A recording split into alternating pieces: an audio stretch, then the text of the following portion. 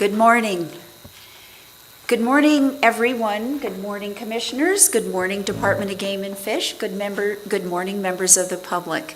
It is so wonderful to have you all here today on Friday, June 17th, 2022, here in Santa Fe for a very special meeting today. We're going to continue what we started 2 weeks ago in the beautiful city of Angel Fire.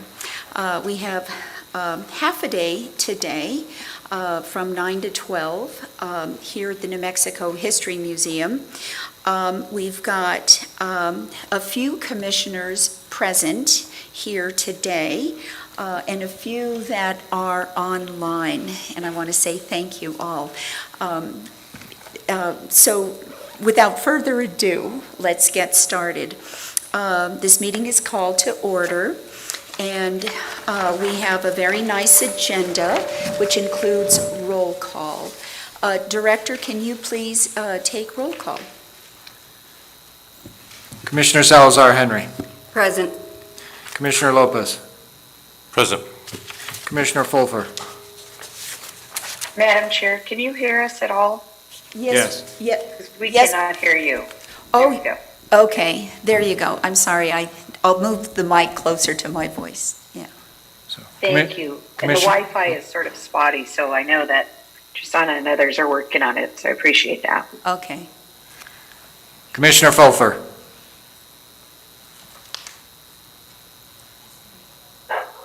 Here. Vice Chair Archuleta. Here. Chair Salazar Hickey. Here. You have a quorum. Thank you, Mr. Secretary. Now, on agenda item number 3, I would like to have introduction of guests. As many of you know, we've been doing introductions, not only of the commissioners and the Department of Game and Fish, but all those that are present, and I want to say thank you. I can see some of you out in the audience. It's a beautiful auditorium here. So let us start with the commissioners. Most of you know I'm Sharon Salazar Hickey. I'm the chair of the State Game Commission. I've been here in this position for about 2 years, and I'm very honored to serve you and work with you and for you. I am a native of New Mexico, although I was born in California.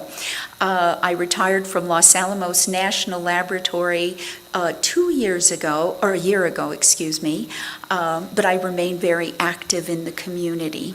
I love the Department of Game and Fish, and I love all of you, members of the public, who support and work with the state of New Mexico in making this a wonderful institution. So that is who I am, and sitting to my left, let's go with you. Good morning, everybody. My name's Roberta Salazar Henry, and I represent District 2, which is the southwest quadrant of the state, as the State Game Commissioner. I spent 25 years at the New Mexico Game and Fish Department, retiring as Assistant Director my last 6 years. I'm very involved in local sportsmen's groups in and around Doña Ana County, as well as in the state. I also am very involved with some of the conservation groups. I like to hunt and fish, mostly turkey hunting with my husband anymore. And I think some of the things I really have a passion for, I think you guys have been able to see, and I hope that even if we do not always agree on certain issues, that you will still reach out and have a cordial discussion about what we both expect. So I appreciate everybody continuing to follow the Game Commission and being very respectful and interactive with us. Commissioner?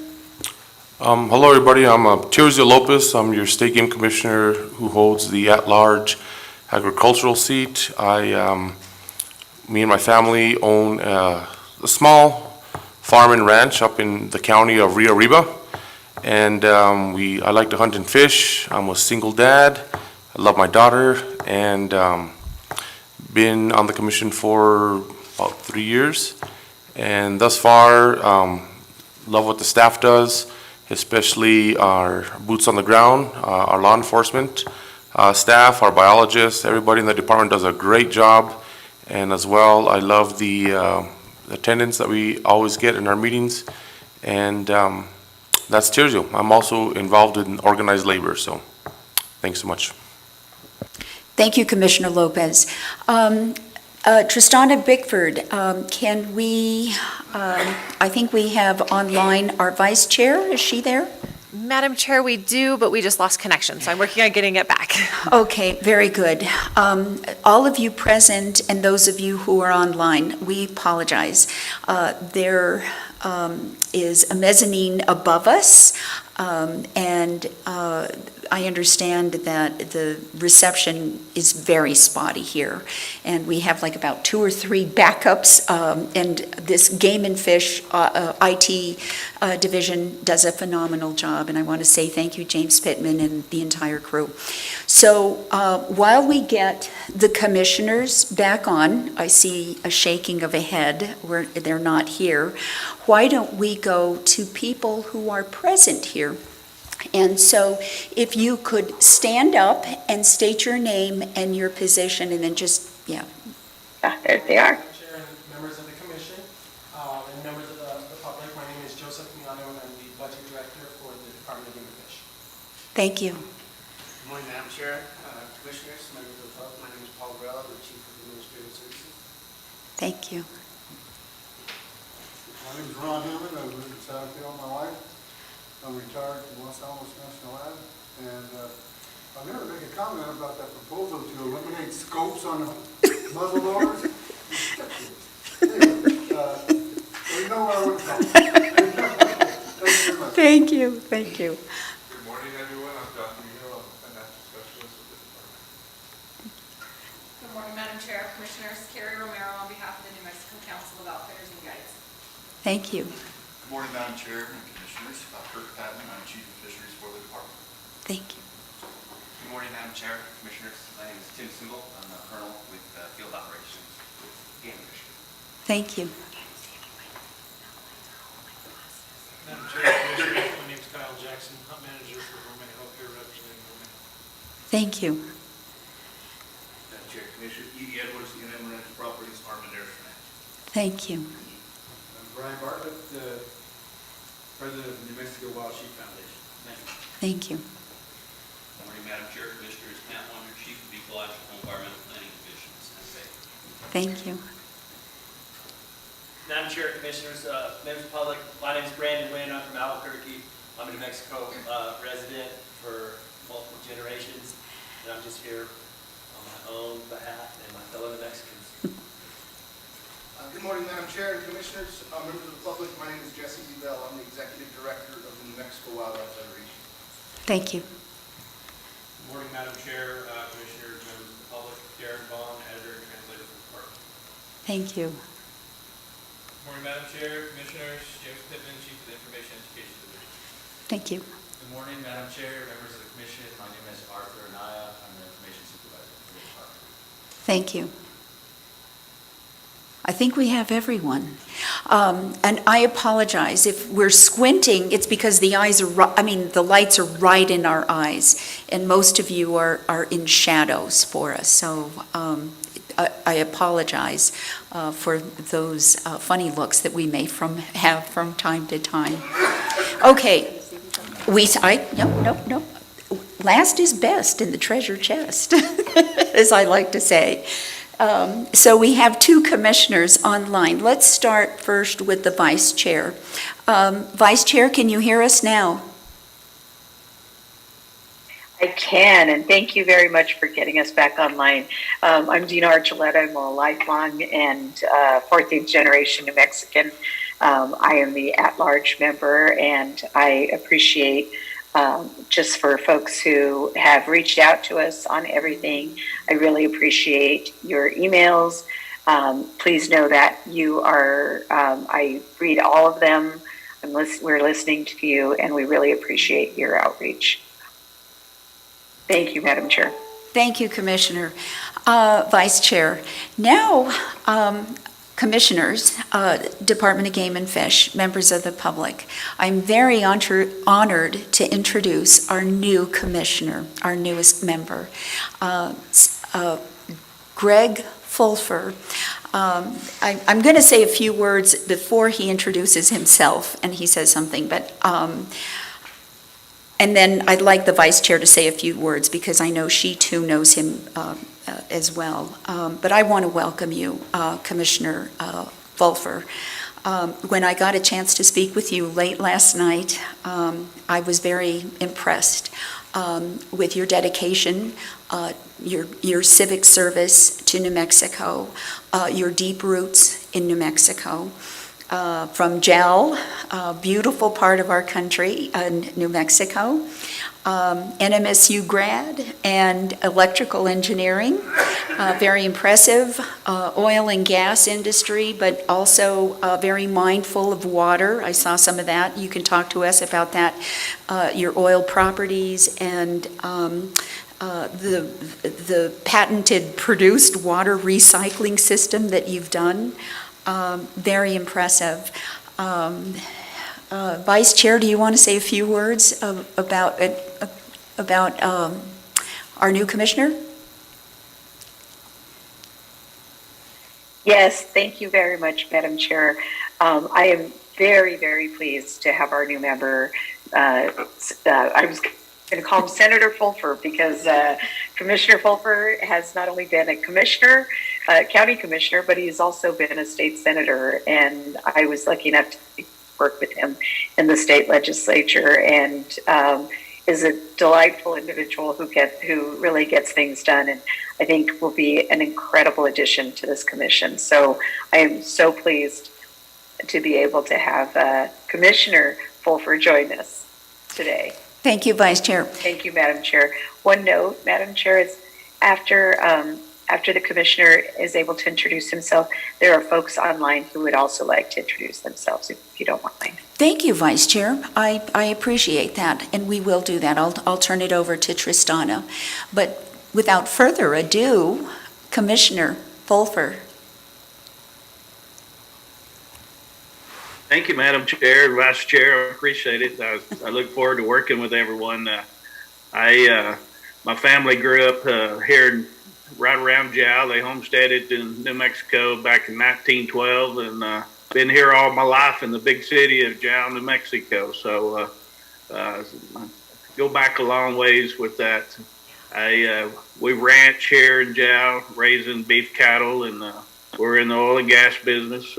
We have our own recycled oil and gas has led me down a lot of different paths and recycling produced water for the oil and gas industry, and we have been blessed with that system that we can save our water, drinking water. So we've been excited about that project, and we're in quite a few different industries. We have a fishing lodge up in Colorado, just north of Chama, New Mexico, and that's kind of my hideout. Get up there in the mountains, and phones don't work, and enjoy fly fishing up there. So spent some time in the Lee County Commission, spent 10 years there and a couple of years in the state Senate. So got involved in politics over the years, and have enjoyed that, and so I've got a varied background, but enjoyed it and glad to be here with y'all today. Thank you.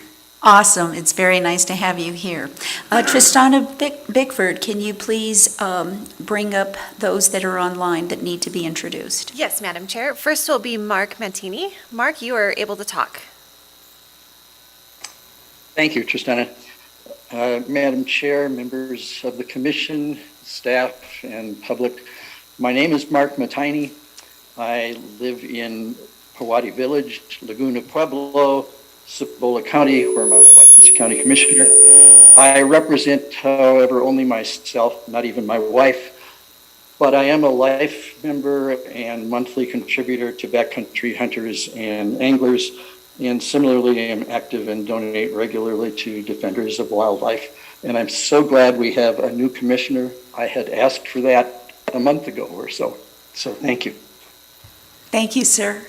Next. Madam Chair, online we also have John Peckman, Kathy McKim, and Toby Martinez. None of them have raised their hand at this moment. Wonderful. It's nice to have the three of you here. Anyone else? I believe that's it. How about Stuart Liley? We do have Stuart online as well. Stuart, can you hear us? Yes, Madam Chair, members of the Commission, Stuart Lively, Chief of Wildlife, Game and Fish. Good to see you all. Sorry I couldn't be there with you all. We understand the circumstances. Thank you, sir, for attending. I know it's a good thing that you're doing, so thank you, sir. Okay, Commissioners, I think we're ready to move on to agenda item number 4, which is the approval of our agenda. This was posted on the Department of Game and Fish website, and I trust all of you have had the opportunity to look at the agenda. It's somewhat of an aggressive agenda. We should finish up by noon today. Any comments, discussion about this agenda? Madam Chair, I'd like to make an amendment to the agenda, please. Absolutely. Madam Chair, I would like to amend out on item 10, subsequent commission discussion of the Bighorn Sheep Rule 1931-17.9A and B. You want us to strike that? Strike that out. Okay. Thank you, Commissioner. Thank you. So do we need a motion? Well, let's have more discussion first. Okay. But I take it you still want 1931-1712B1, correct? Yes, ma'am. Okay, very good. Any other items for discussion? Okay, well then let's have a motion. Madam Chair, I move to amend the agenda as I just stated. Perfect. Second? Second. Director, I think we probably should have a roll call vote. Madam Chair, since we do have 2 members online, it probably is wise. Okay. I guess if I could just ask one question. I assume that the motion is also included adopting the agenda as amended. Mr. Director, yes, apologize. Thank you. Commissioner Salazar Henry. Yes. Commissioner Lopez. Yes. Commissioner Fulfer.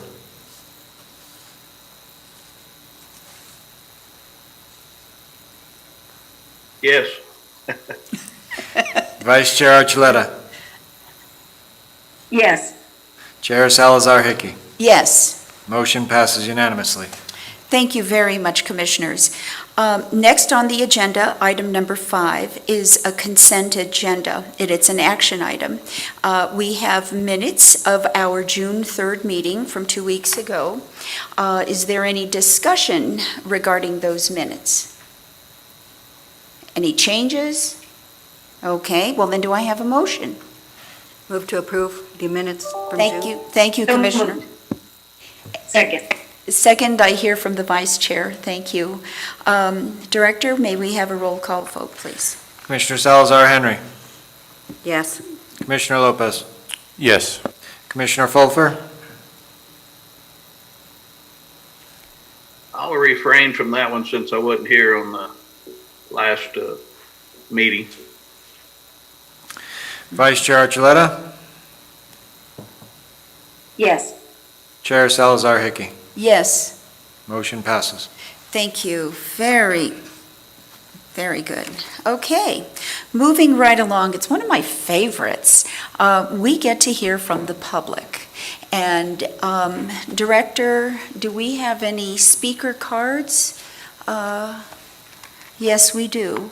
Brandon Nguyen, would you please step forward to the mic? I believe is down here, Tristano? I'm going to pass. Thank you. Oh, okay, all right. Then I want to hear from Ron Hammond, please. As I mentioned in the introduction. Oh, sir, can you please come to the microphone to be recorded? Oh, okay. Believe me, you would have heard me from there. Don't need this, but whatever. Okay. Again, I'm Ron Hammond from Santa Fe. I've lived here all my life, and I've been an avid hunter and fisherman since I was a kid. I've hunted big game animals since I was 15 years old. And for quite a number of years, I got into muzzle loading, and I really enjoyed it. And here's the problem. I'm going to be 77 on July the 4th. My eyes don't work like they used to, and neither does anything else. But anyway, it's like without a scope, my chances of getting an animal would be minuscule. For one thing, a muzzleloader is a single-shot rifle. And unlike a high-powered cartridge rifle, you can't load it fast. I mean, it's like, it takes all this time. In all the years I've hunted, I don't think I can remember a single incident where I had a follow-up second shot.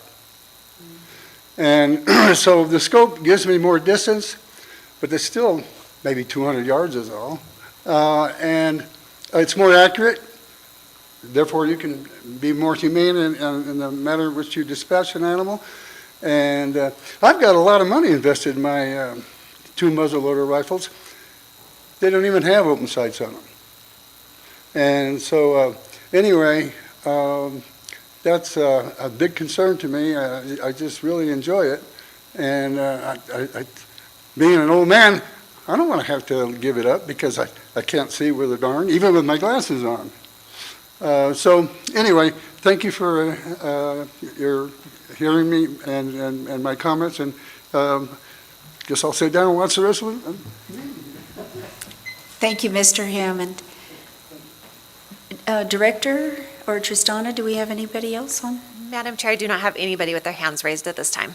Okay, very good. So we are now going to move on to agenda item number 7. Chief Paul Varela on the budget overview and capital plan, revenue and expenditures report through March 31st, a license sale comparison 21 through 2022, and then of course 2023 through 2024, a budget process. Thank you, sir.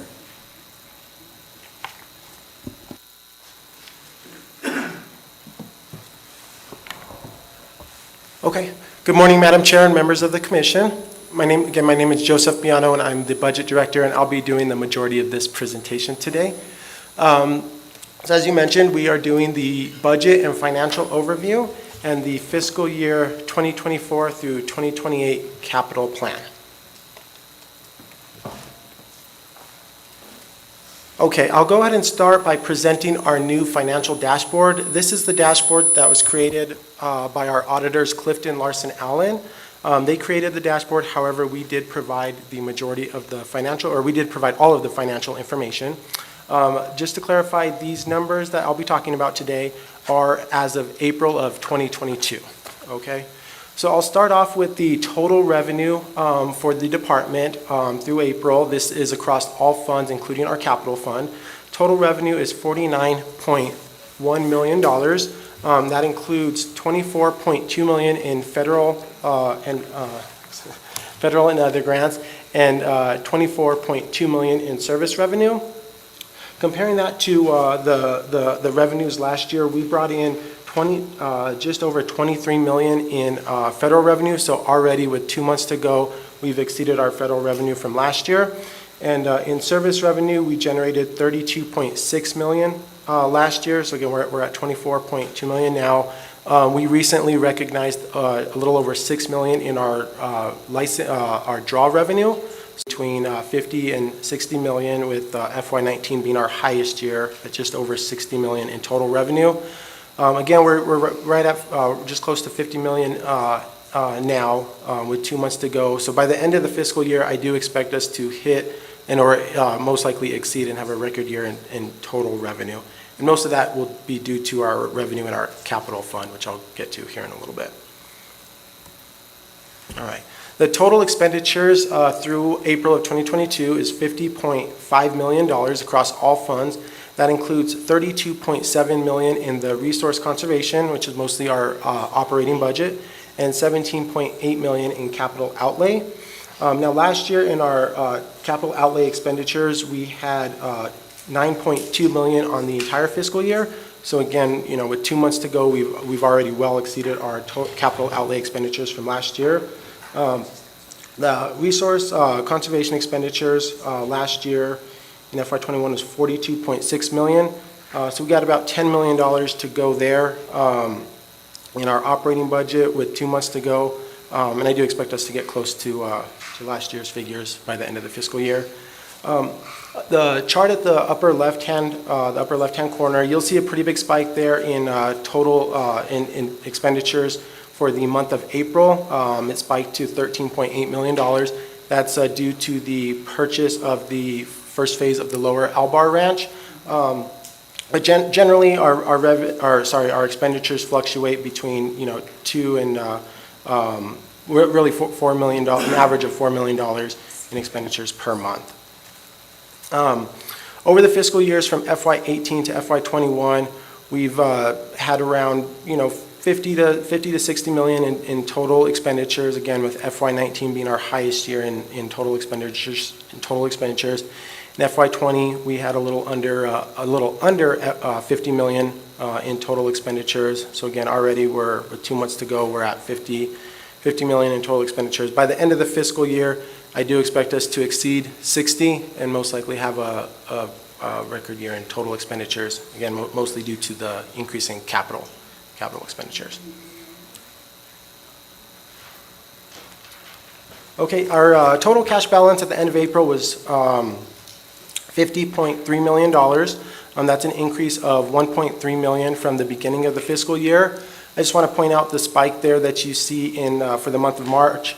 That's due to the draw, the draw where we, as you know, we collect the license fees up front. We collect all those fees up front, and we do refund the majority of that through the unsuccessful hunters. So most of that gets refunded, and brings us back down to that $50 million mark.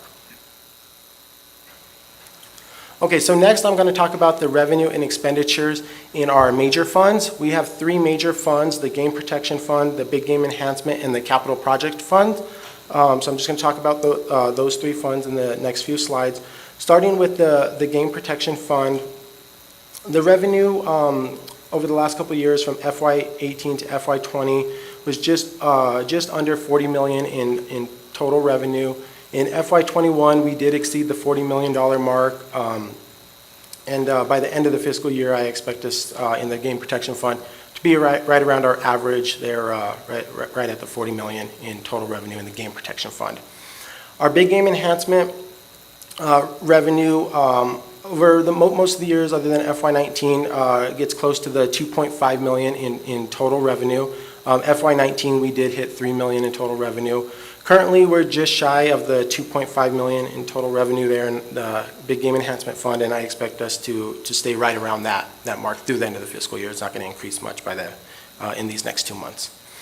The Capital Projects Fund, the revenue really fluctuates from year to year depending on the projects we have in place and depending on the federal revenue. FY20 and FY21 were our lowest years. We had just over $5 million in total revenue for those 2 years. In FY19, we are just shy of $15 million in total revenue. Again, for the current fiscal year, FY22, we have a lot of capital projects and land acquisitions. So I expect the revenue in the capital projects to increase by at least another $10 million, at least, and so likely we'll exceed the $15 million mark and have a record year by the end of the fiscal year. Okay. All right, next is the major fund expenditures. Again, you'll kind of notice a trend where the expenditures tend to follow the revenue, especially in the Game Protection Fund. But our total, over the last couple of years, the total expenditures have been just, from FY18 to FY20, have been just shy of the $40 million mark. In FY21, we did hit $40 million, and again, for the current year, I expect us by the end of the fiscal year in these last 2 months to get close to that figure. The Big Game Enhancement total expenditures is, you'll notice it's a little bit lower than or quite a bit lower than our total revenue. We bring in a lot more revenue than operating expenditures. We tend to use the Big Game Enhancement for some capital projects, so that's why we see the higher revenues kind of build up that balance, and then and then use some of it for our capital projects. But you'll see there, FY 18, FY 20, and FY 21, just shy of $1 million in total expenditures. FY 19, we did hit the 1.5 in total expenditures. Currently, we're right around the average there, and I expect it to tick up a little bit through the end of the fiscal year, but not much. Our capital projects, again, kind of following the same trend as revenue. FY 20 and FY 21 were our lowest years in total expenditures, just under $10 million. FY 19, we exceeded 20 in total expenditures. Currently, we're approaching the $20 million mark, and by the end of the fiscal year, I expect us to well exceed that.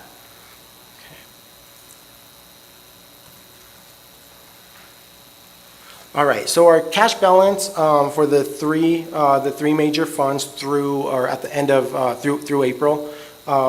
In the Game Protection Fund, the cash balance was $22.7 million, $6.68 million in the Big Game Enhancement Fund, and $9.88 million in the Capital Projects Fund. That was the cash balance through April. Okay, next I'm going to briefly talk about the operating budget. So this does not include the capital fund, so this is just the operating budget and comparing that versus our commitment control expenditures broken down by program. So we have our 4 programs. The first program is the field operations, that's law enforcement, and that's P716. They have a total operating budget for the current fiscal year of $9.9 million. That's across all categories: contracts, payroll, personnel services, and other costs. And through April, they've committed 82% of that total operating budget. Our largest program, the Conservation Services Program, P717, they have a total operating budget of just over $26 million across all categories again. And through April, they've committed 83% of that operating budget. Our smallest program, the Depredation and Nuisance Program, P718, has an operating budget of just over $1 million, and they have committed 67% of that. Our last program, the Administration Program, P719, has an operating budget of $7.9 million, and they have committed 86% of that through April. And again, all programs are within budget in all categories. The personnel services, contracts, and other costs, they're within budget, and I expect them to remain within budget through the end of the fiscal year. So really no issues or concerns to report here. All right, next I'm going to briefly summarize the license sales and license revenue for just for elk, deer, pronghorn, and our fishing licenses. So I'm just going to touch on those 4 groups there. Starting with our elk license sales, last license year, or the most recent license year, 2021 through 2022, we sold 25,415 licenses to residents and 12,717 licenses to non-residents. These figures for elk, deer, and pronghorn, they include all licenses, not just draw. So this is draw, private land, all licenses that we sell. But those licenses for elk that generated $1.8 million from our residents and just over $7 million from our non-residents. So you can see, obviously, the majority of the sales are going to our residents, but the non-residents bring in the majority of the revenue there. All right, our deer licenses in the most recent license year, we sold 32,168 to our residents and 4,982 to our non-residents. And those sales contributed or generated $1.1 million in revenue from our residents and $1.5 million in revenue from our non-residents. So again, similar trend. The majority are going to the residents, but the majority of the revenue comes in from our non-residents. All right, pronghorn license sales. We sold 3,745 to residents last year and 3,113 to our non-residents. It's a little closer to 50-50 split, but still the majority going to the residents there. That generated $203,000 in revenue from residents and $849,000 in revenue from our non-residents. All right. Lastly, I'm just going to briefly touch on the fishing licenses. This includes all fishing licenses, so day licenses, 5-day, not just our annual fishing licenses, this is all fishing licenses here.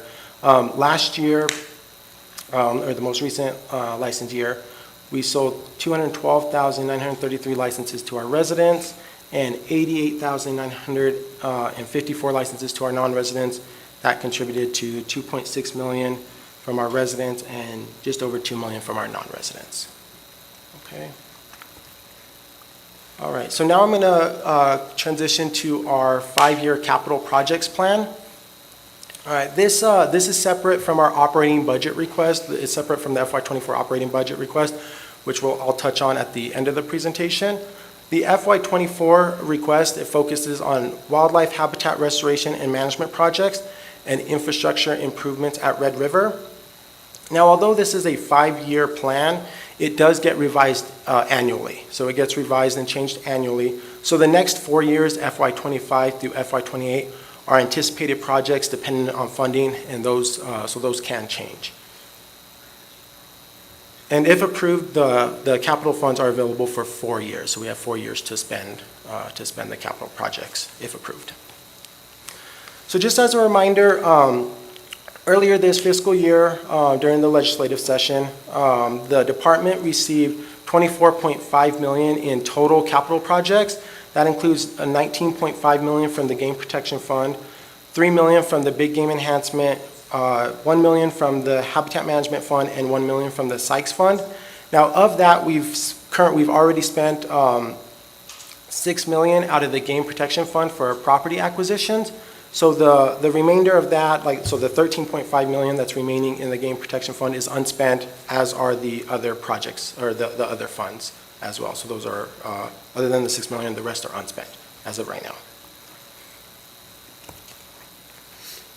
Okay, so for FY24, we have 2 capital projects that we're requesting today. The first project is for wildlife habitat restoration and management projects, and that's $1 million out of the Sykes Fund. And the second project is for infrastructure and maintenance of commission-owned facilities, including the rebuilding of the bridge at Red River. That's $500,000 out of the Bond Interest and Retirement Fund. So if approved today, these 2 projects will be finalized. All right, next for FY25, we have 4 projects. And really, I want to mention that these later projects from FY24 through 28, these projects are needed. So these are all projects that the department needs. But again, kind of how I mentioned before, they're dependent on available funding. So we have 4 projects for FY25. One for dam rehabilitation and dredging, that's $4 million. The second is to construct a new hatchery building and 2 ponds at the Rock Lake Hatchery, and that's $2 million out of the Game Protection Fund. The third project is to design and construct a new office complex, and that includes $4 million out of the Game Protection Fund. And the last project for FY25 is for infrastructure and maintenance of commission-owned properties and facilities, and that's $500,000 out of the Bond Interest and Retirement Fund. For FY26, we have 2 projects. We've identified 2 projects. The first one is for wildlife habitat restoration and management projects, and that totals $3.5 million. That includes $1 million from the Big Game Enhancement and Habitat Management Fund and $1.5 million from Sykes. And the second project for FY26 is dredging of the commission-owned lakes, the Fenton Lake and Snow Lake, and that includes $8 million, or that would be $8 million there. Okay, we have 2 projects in FY27. The first one, again, is for wildlife habitat restoration and management projects. That's $1 million out of the Habitat Management Fund. The second is $500,000 out of the Bond Interest and Retirement Fund, and that's for hatchery improvements there. So the total there is just $1.5 million for FY27. In FY28, we have 2 projects again, totaling $3.5 million. The first, again, is for wildlife habitat restoration and management projects, $1 million out of the Big Game Enhancement and $2 million out of Sykes. And the last project we have is for hatchery improvements, and that's $500,000 out of the Bond Interest and Retirement Fund.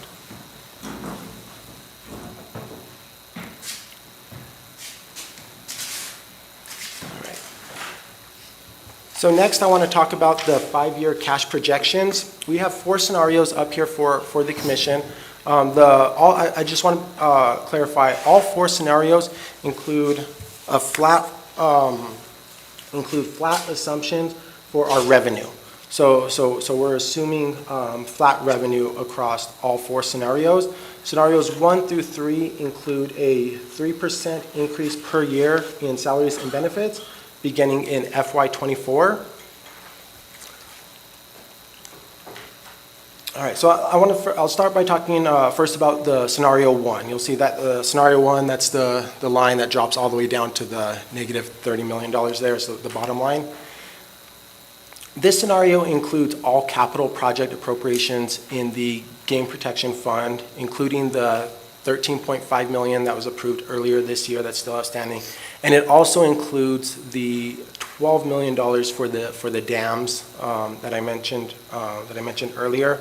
And so this is all capital projects. And you can see that by so assuming that those projects are spent in their first year, by FY23, the cash balance will have dropped, it's currently a little over $20 million. That cash balance will have dropped to $3.2 million. And by FY27, the cash balance will be negative $30.5 million by the end of FY27. Again, that's with all capital project appropriations, 3% increase in personnel services, and a flat revenue. So really that scenario is obviously not sustainable long-term. The second scenario includes $2 million in capital project appropriations starting in FY23. So that's even the $13.5 million that we currently have appropriated, that's taking that and just doing $2 million each fiscal year starting in FY23. That scenario will get us to FY25 with $4.6 million, but it's really quickly spending that down, obviously, and by FY27 will be negative $9 million. So again, that's not very sustainable as well when we include the capital projects. So the next 2 scenarios do not include any capital appropriations, including the $13.5 million that's still outstanding. It's removing that as well. So the scenario 3 gets us out to FY27 at a positive $920,000. So it's sustainable for a couple years, but again, still we'll be getting close to running out of money there as well, and that's with increasing our personnel services by the 3% each year. The last scenario includes no capital project appropriations and a flat operating budget. So no increases, a flat operating budget from FY23 going forward. And that will get us out to FY27 with $9.4 million, with a cash balance of $9.4 million. Okay.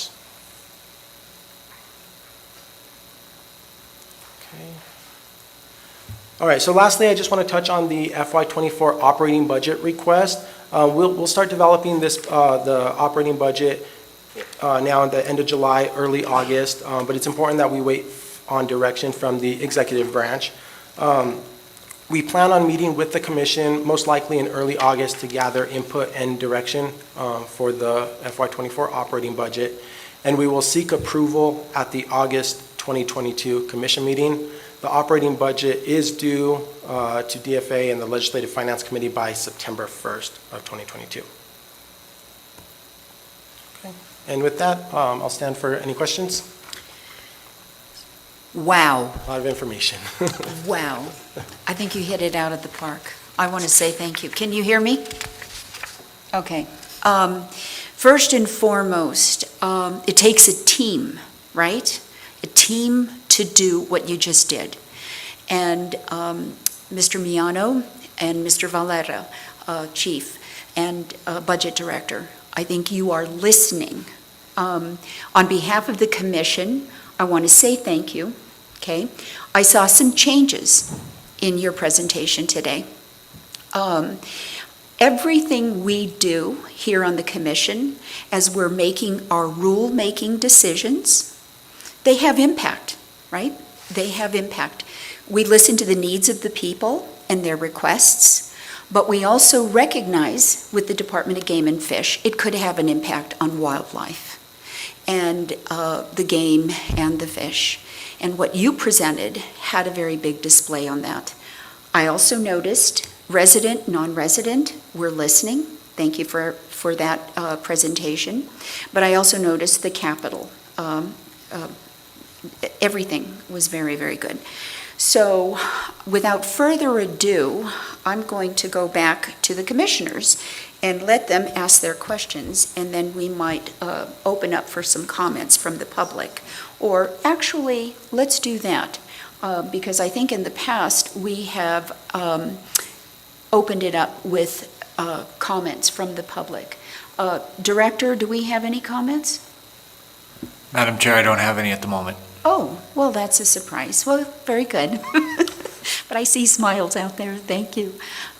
Commissioners, Vice Chair, Commissioner Fulfer, Commissioner Salazar Henry, and Commissioner Lopez.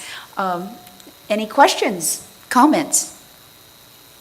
See if they want to go first. Vice Madam Chair? Chair? Yes, This is ma'am. Vice Chair Dean Archuleta. I just wanted to say thank you so much. This was really helpful, and it's really my first trying to go through the budget so intensely, and I just want to say thank you so much. It was really helpful. The graphs are great. They're very understandable. They're easy to review, and I just want to say how much I appreciate this. That's all for me. Thank you, Vice Chair. Commissioner Fulfer? I just had a couple of questions. I guess kind of learning here as I go. And I didn't catch I didn't write down exactly what project it was, but say on project 2 that was about 500,000. You were talking about that being funded out of some retirement fund. Can you tell me what kind of fund is funding that? Yes, Madam Chair, Commissioner, I believe you're talking about the 500,000 out of the bond interest and retirement fund. So that's one of our small funds. I know I didn't talk about it in the earlier presentation because it's not considered one of our major funds, but it's the bond interest and retirement fund.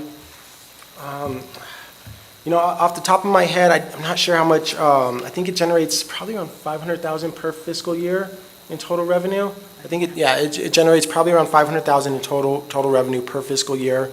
Not sure. Do you know what the funding sources are? Madam Chair, Commissioner Fulfer, the bond interest and retirement fund collects a fee from each license sold for various species, and the language is very specific for the bond interest and retirement fund.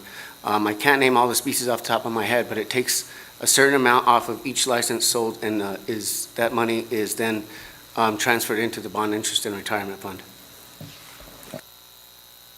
Director, did you want to add anything to that?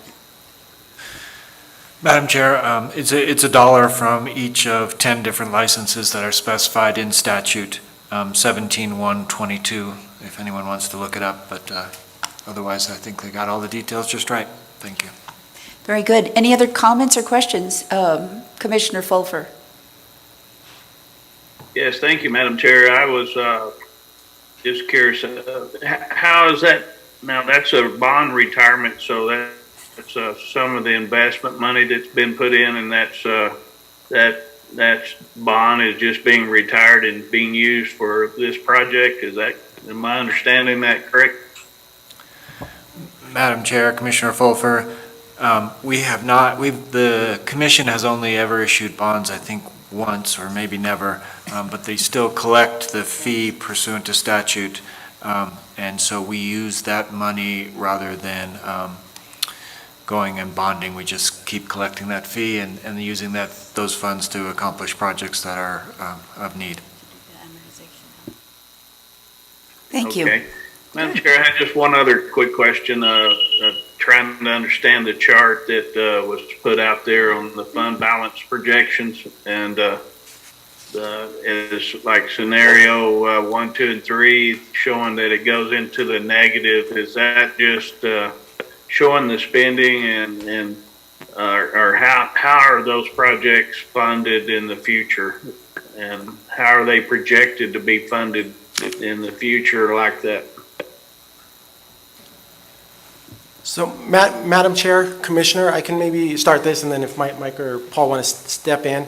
Like I mentioned earlier, these projects are really dependent on funding. So, in all honesty, we won't have the funding currently under the current projections, under our current,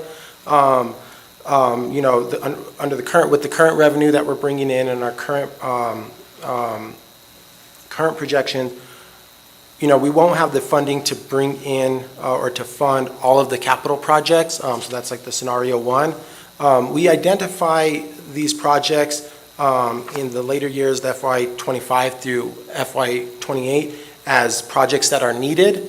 But again, they may not be funded in the later fiscal years, or when we get to those fiscal years. They may not be funded at that time.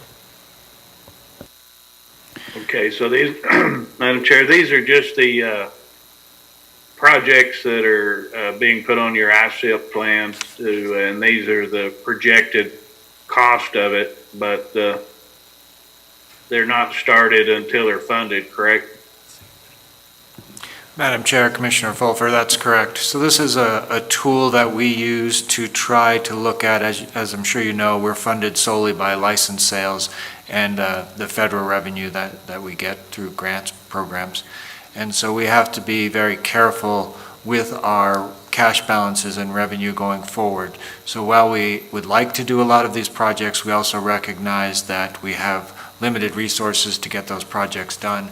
And so we try and look carefully at, do we need to have a flat budget? Can we afford this project? And how do we move that forward? So this is just a way of looking at, if we go forward with all of these projects in these ways, or if we have a 3% annual budget increase, what does that look like to us? And as you can see from the graph, it's pretty dire as you get farther out into the fiscal years if we do take on a lot of this work. Thank you, Madam Chair. I'm just trying to get familiar with it. Thank you. Actually, Commissioner Fulker, I am very impressed. Thank you for your questions. They're very insightful, and you're doing an excellent job. Commissioners? Madam Chair? Absolutely. Commissioner Salazar Henry. I have a few questions, and sorry. I understand the theme that Commissioner Fulfer started here with that $500,000 for in FY24 for infrastructure and maintenance on the bond interest retirement fund for commission to include the Red River. But in FY25 actually is where I want to go to on the capital asset plan, the ICIP plan. You've got another $500,000 in bond interest retirement funding for commission-owned facilities. Are those other hatchery facilities, or are those facilities on state-owned properties? And if it's our other owned properties, isn't the HMAV fund supposed to go for those and not the BRF?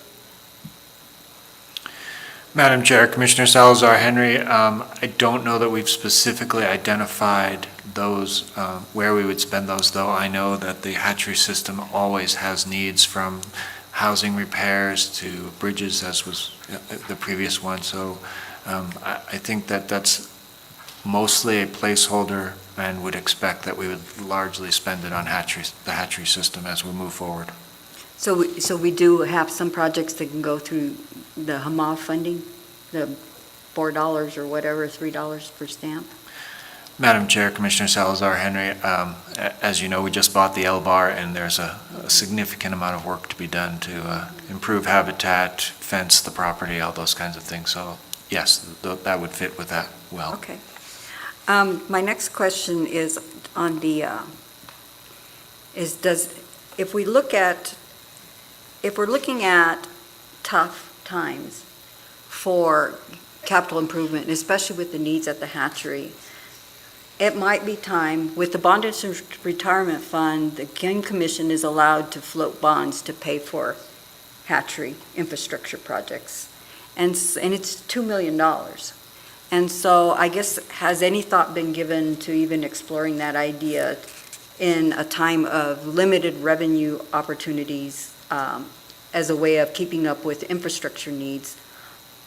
Because to just not do any infrastructure is, to me, is pretty dangerous because you don't know how long it'll take before you have the money to do some of these projects. So, and the hatchery system is very important to the outdoor recreation industry. And so I would hate to see us not spend capital outlay if we really, really need it to get those facilities up and running. Madam Chair, Commissioner Salazar Henry, we certainly always have needs at the hatcheries. I think we're in a pretty good spot right now. Obviously, we're always happy to have more and to make improvements or repairs. We have not specifically, other than with the commission in the past, talked about bonding. I'm a little bit hesitant to sort of mortgage our future. It would mean that this $500,000 that we use out of BRF would go away in order to pay off those bonds in the future. Interest rates are going up, so I don't know sort of how all that fits together, but certainly it's the commission's prerogative to determine whether you would like to issue bonds and move forward funding things that way. But I think it's a challenge. Madam Chair, if I can finish. I understand that would be a challenge. So you can spend $500,000 on this small project at this hatchery, or you can do a big project and pay it off. Either way, the money's coming out of BRF for the same thing, whether it's paying off bond coupons or whether you're doing one pipeline at a time, I guess is what I'm saying. Either way, you're committing that money only at this small rate right now versus floating. So anyway, that was just a question about maybe something we ought to think about as a commission, about whether maybe it's time, if we don't have a way to keep our hatchery system updated. The other thing I wanted to ask was, in the cash balance scenario for FY23, can you pull that up, Joe? Does that include the $7 million for dredging Bear Canyon? This scenario one does.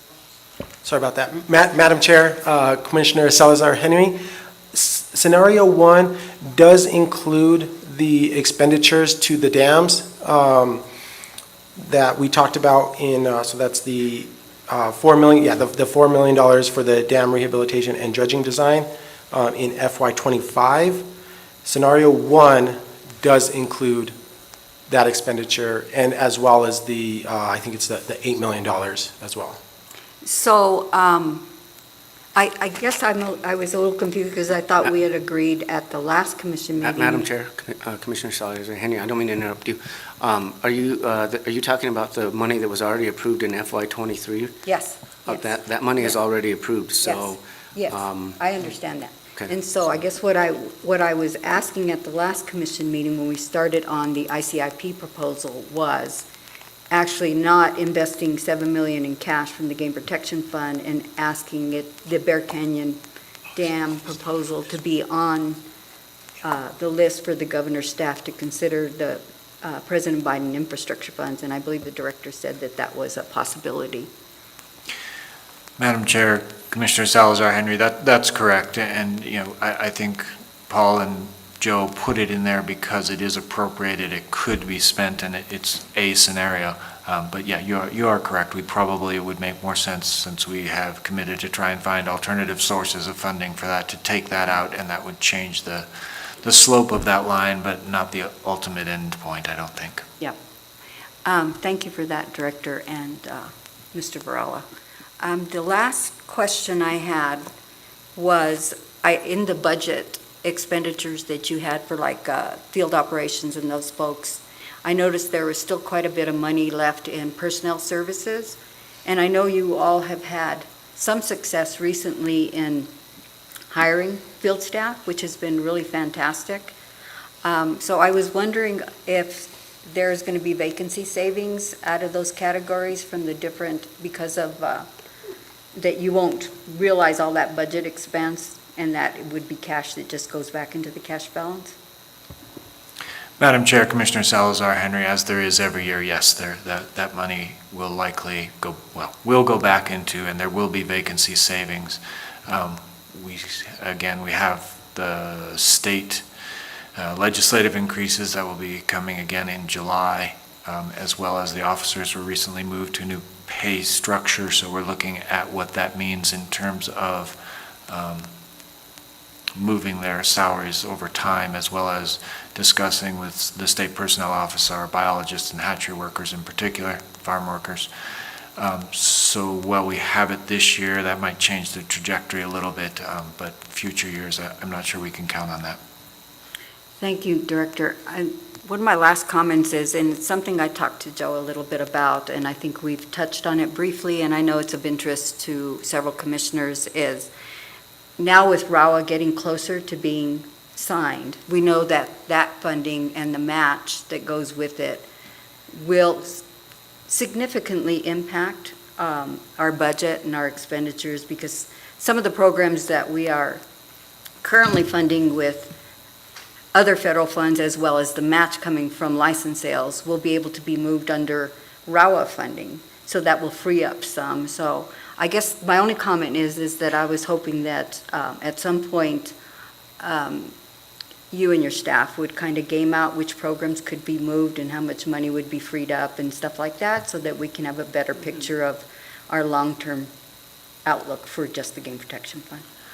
Madam Chair, Commissioner Salazar Henry, we can certainly work through that. I mean, I think that the approach that we generally have taken over the years is to be as conservative as possible, having to rely on our own revenues and license sales.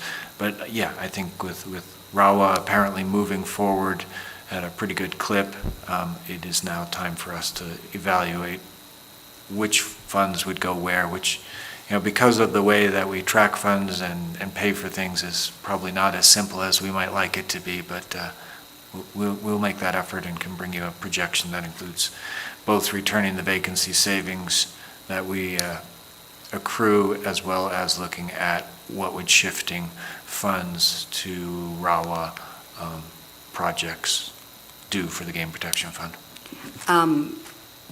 Mr. Director and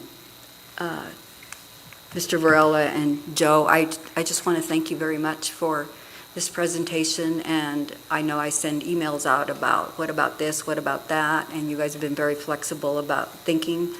And I had a good conversation with Joe earlier and talked to him about why I don't like just saying flat, flat, flat, because we know that's not real life, but to start just asking you to start thinking about what life might look like over the next 3 years. And your reception to that and understanding what I'm getting at, I really appreciate this. And I appreciate you all getting this kind of information out to the public, especially with the license sales. So, that says a lot about how many of our residents are participating in licenses and where the revenue's coming from. I think that's important. Thank you very much. Any other comments or questions? I like your philosophy. Thank you, Director.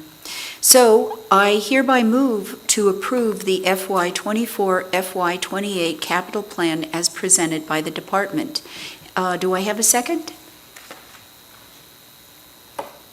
Second, Madam Chair. We'll go with you, Commissioner Lopez. Director, may I have a roll call vote, please? Commissioner Salazar Henry. Yes. Commissioner Lopez.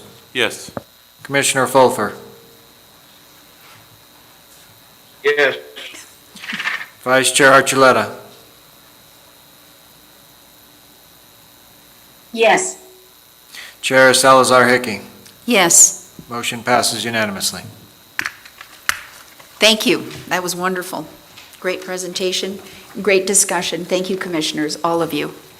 Okay, moving on to item number 7. Is it okay to ask a question about that? Yes, we typically take comments. So, Division Director, Chief, could you please come back, and Budget Director, come to the microphone.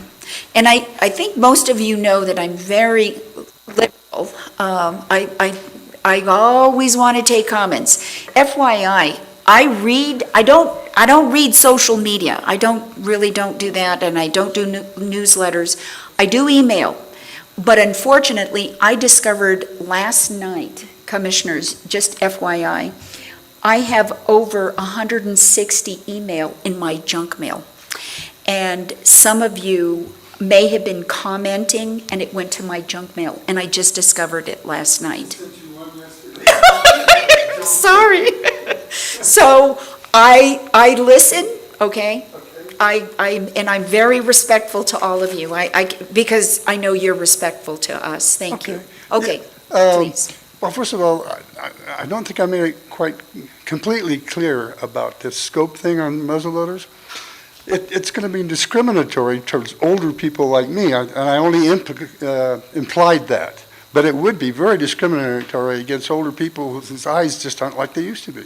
Okay, secondly, I asked a question on an email I sent to, I only had 4 commissioners to send an email to. I didn't have the one for the new guy, Greg Fulfer, is it? Yeah, yes. Okay.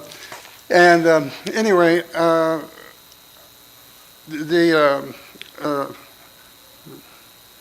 the director here made a comment that most of the money comes from selling of licenses. Okay. That is a concern of mine because it's an inducement to sell more licenses. I left early from a muzzleloader cow elk hunt last December because I was so disgusted. It was like an empire, hunters all over the place, and it's just too many. So I can realize that there is an inducement to sell more licenses because of the funding source, but it's just one of those situations that I know it's hard to solve. But anyway, okay, well, thank you for the time. And, oh, by the way, I just don't see how, was it the game department that made the claim that muzzleloaders are almost as efficient as big game rifles? Thank you for your comments, sir. Thank you for your comments. Oh, does that mean I'm dismissed? Do you have anything more to say? Well, no, I asked a question. Was it the game department who made that claim that I read about here on the website, that muzzleloaders are almost as effective as high-powered rifles? Thank you for your comments. Well, my question wasn't answered. Sir, what we don't do is engage in a discussion, question and answer. This is not a question and answer session. Well, it's a comment question. Okay, thank you. Thank you, sir. Okay. All right. Let's move on to agenda item number 8. Chief Tim Simbal, Colonel Tim Simbal, we have on our agenda reserving 2 licenses with wish granting nonprofits. This is an action item, and commissioners, all of you that are online and those of you present, after this, I would like to take a break. Okay, please. I'm on crutches and I need to take a break. So, thank you, Colonel. Good morning. Chair, Vice Chair, Commission. Today's agenda item number 8 is reserving 2 elk licenses for nonprofit wish granting organizations. I have a lot less graphs and there we go. A lot less graphs and numbers on this one. So the authority comes from 17.3.13.5 NMSA 1978. It directs the State Game Commission to reserve no more than 2 elk licenses a year for persons under the age of 21 who have been determined by a physician to have a life-threatening illness and who have been qualified through a nonprofit wish-granting organization. These are the wish-granting organizations that we currently have approved. There are 6. We have the United Special Sportsmen Alliance, Safari Wish through the Safari Club International, Hunt of a Lifetime, Outdoor Dream Foundation, Catch a Dream, Holy Pursuits Dream Foundation. Each of these organizations selects their own applicants and applicants must purchase an elk license prior to hunting. So this leads to the department recommendation would be to award the 2 elk authorizations to the 2 identified groups for this license year, which are United Special Sportsman Alliance and Safari Wish. The license timeframe goes from September 1st, 2022 through December 31st, 2022.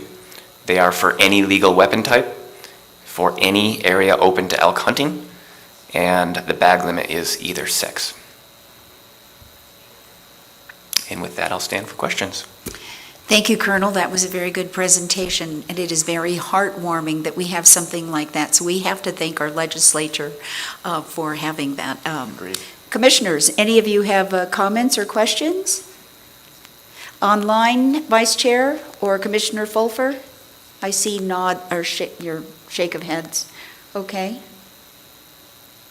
Commissioner Lopez, Commissioner Salazar Henry? Okay, well then in that case, I'm going to go ahead and make a move to accept the department's recommendation and reserve 2 elk licenses for the 2 applicants to be sponsored by the nonprofit wish granting organizations or the alternates should the primary individuals not be able to participate in their elk hunt. Do I have a second? Second, Madam Chair. Awesome, thank you, sir. Director, roll call vote, please. Commissioner Salazar Henry. Yes. Commissioner Lopez. Yes.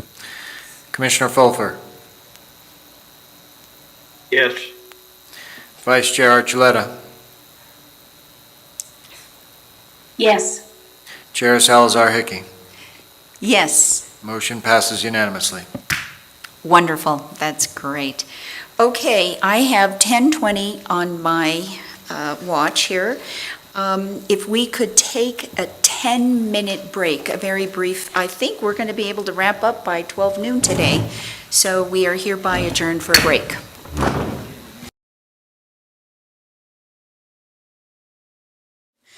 Okay. This meeting is called to order. We are back from our break, 10:34. Agenda item number 9. Chief Patton, we look forward to hearing an update to the statewide fisheries management plan. And commissioners, this is an action item, and we have a quorum, but I'm hoping that Commissioner Salazar Henry will join us shortly. I'm kind of humming to let her, if you can find her, ask her to come on back. But I think we need to get started if we want to wrap up by noon. Okay. Chief, would you please begin? Thank you, Madam Chair and Commissioners. So you heard this topic, I believe, at your February meeting, and it's just essentially an update on, or updates that we would like to make to the statewide fisheries management plan. As a reminder, this was originally adopted back in 2016, and over the past few years, we've implemented projects and also recognized additional needs or other priorities that we want to take on. So that's the source of needing to update the plan. As when it was originally adopted as the same today, we want this plan to kind of provide an operational vision for fisheries management in New Mexico. We also want to use it as an opportunity to communicate to the public, to our partner agencies, and to ourselves what sort of priorities we see for ourselves in fisheries implementation in the state. And it's also intended to serve the dual purpose of the agency, both for providing recreational angling opportunities in the future, as well as native fish conservation efforts. We do have a little bit of information about hatcheries in the plan, though it is not intended to be a future vision for the hatchery system. We have individual management plans for those hatcheries, for each individual hatchery in the state. So, as I presented to you back in February, this is just a quick summary of the updates that we have made to the plan. We've included some additional priority projects. Most of them are similar in line with the previous plan, but some additional new ones that I can talk about in a little bit. We also included a summary of our accomplishments to kind of report out to the public of what we've accomplished in those 5-6 years or so. We also updated some objective parameters which are used to measure the status of different fish populations in the state. And we also added a couple items like an index of waters and a glossary of terms to make it a bit more user-friendly for the public. So after I presented this to you in February of this year, we did a press release to let the public know that it was available. We posted it on the website. We held 2 public meetings, March 23 and 24, I believe they were virtual meetings. Had a total of 13 participants, ended up getting 4 written comment letters from the public, and we went through each of those comments and included how we addressed those either in the plan or our response to those comments as an appendix in the draft plan. So based upon public comment and just some new priorities, there's a handful of items I wanted to talk to you about that we included in the plan. One of the significant comments we received on the draft plan was that we needed to include information about risks and threats to fisheries management in the state. And part of our response was some of those risks are so specific to individual species, it was more useful to refer to individual conservation plans or recovery plans that we have. But we did include some references to and specific, notification that we recognize, the risks of climate change. We're seeing, I think I did a tally in my head, close to 900,000 acres of forest are burning right now in New Mexico. That is affecting fisheries in the state, and I can go into more detail on that. That middle picture there is a picture of a Rio Grande cutthroat trout being evacuated out of the Calf Canyon Hermit's Peak fire earlier this month. Another item that is included in the plan is an interest in stocking striped bass, white bass hybrids, also referred to as wipers. We conducted some public input or public meetings last winter on this as a pilot project to consider putting them into Caballo. That bottom left picture is a picture of 40,000 white bass, striped bass hybrids going into Caballo Lake. Since we did the public outreach, it's starting to get a little more traction for other warm water reservoirs. So one of our priority projects is to include investigating other places we could potentially put those based upon our results at Caballo Reservoir. There was also some significant comments from Trout Unlimited about relying upon more wild fisheries versus stock fisheries. We have only a finite resource of fish that we can produce in our fish hatcheries across the state, and with growing number of public who want to catch fish in the state, we might have to do some shifting of our management focus to wild trout fisheries. We included a priority project where we would, investigate, I think it's 5 waters. We would identify those and do public outreach where we might shift our away from stocking rainbow trout and focus more on the wild trout fisheries there as a pilot project for moving into the future. And then there's also, we received some comments about the need to tweak some of our native trout regulations that are in place and during the next rule cycle, specifically towards Gila trout management in the southwest part of the state. I know you have a busy agenda, so I kept this brief today. Again, we are seeking your approval on this draft plan. We're excited about it. I would like to recognize a handful of people who significantly contributed to this. That would be one of my assistant chiefs, Mike Rule, our environmental compliance specialist, Sam Ferguson, and 2 of my program managers, Jill Wick and Eric Fry. So thank you for your time. Awesome presentation. Thank you, sir. That was very, very good, Chief Patton. I want to say I was watching not only your presentation and listening, but I also was monitoring some of the things that the commission has been receiving from the public. Trouts Unlimited, for example, we know that what you've been doing in your presentation is a reflection of your listening and taking that public feedback. So I want to say thank you for that. I know the commissioners may have some comments and questions, but before commissioners, Vice Chair Commissioner Fulfer and Lopez and Salazar Henry, I know that we have a comment from a member of the public, and so I'd like to bring Carrie Romero to the microphone, please.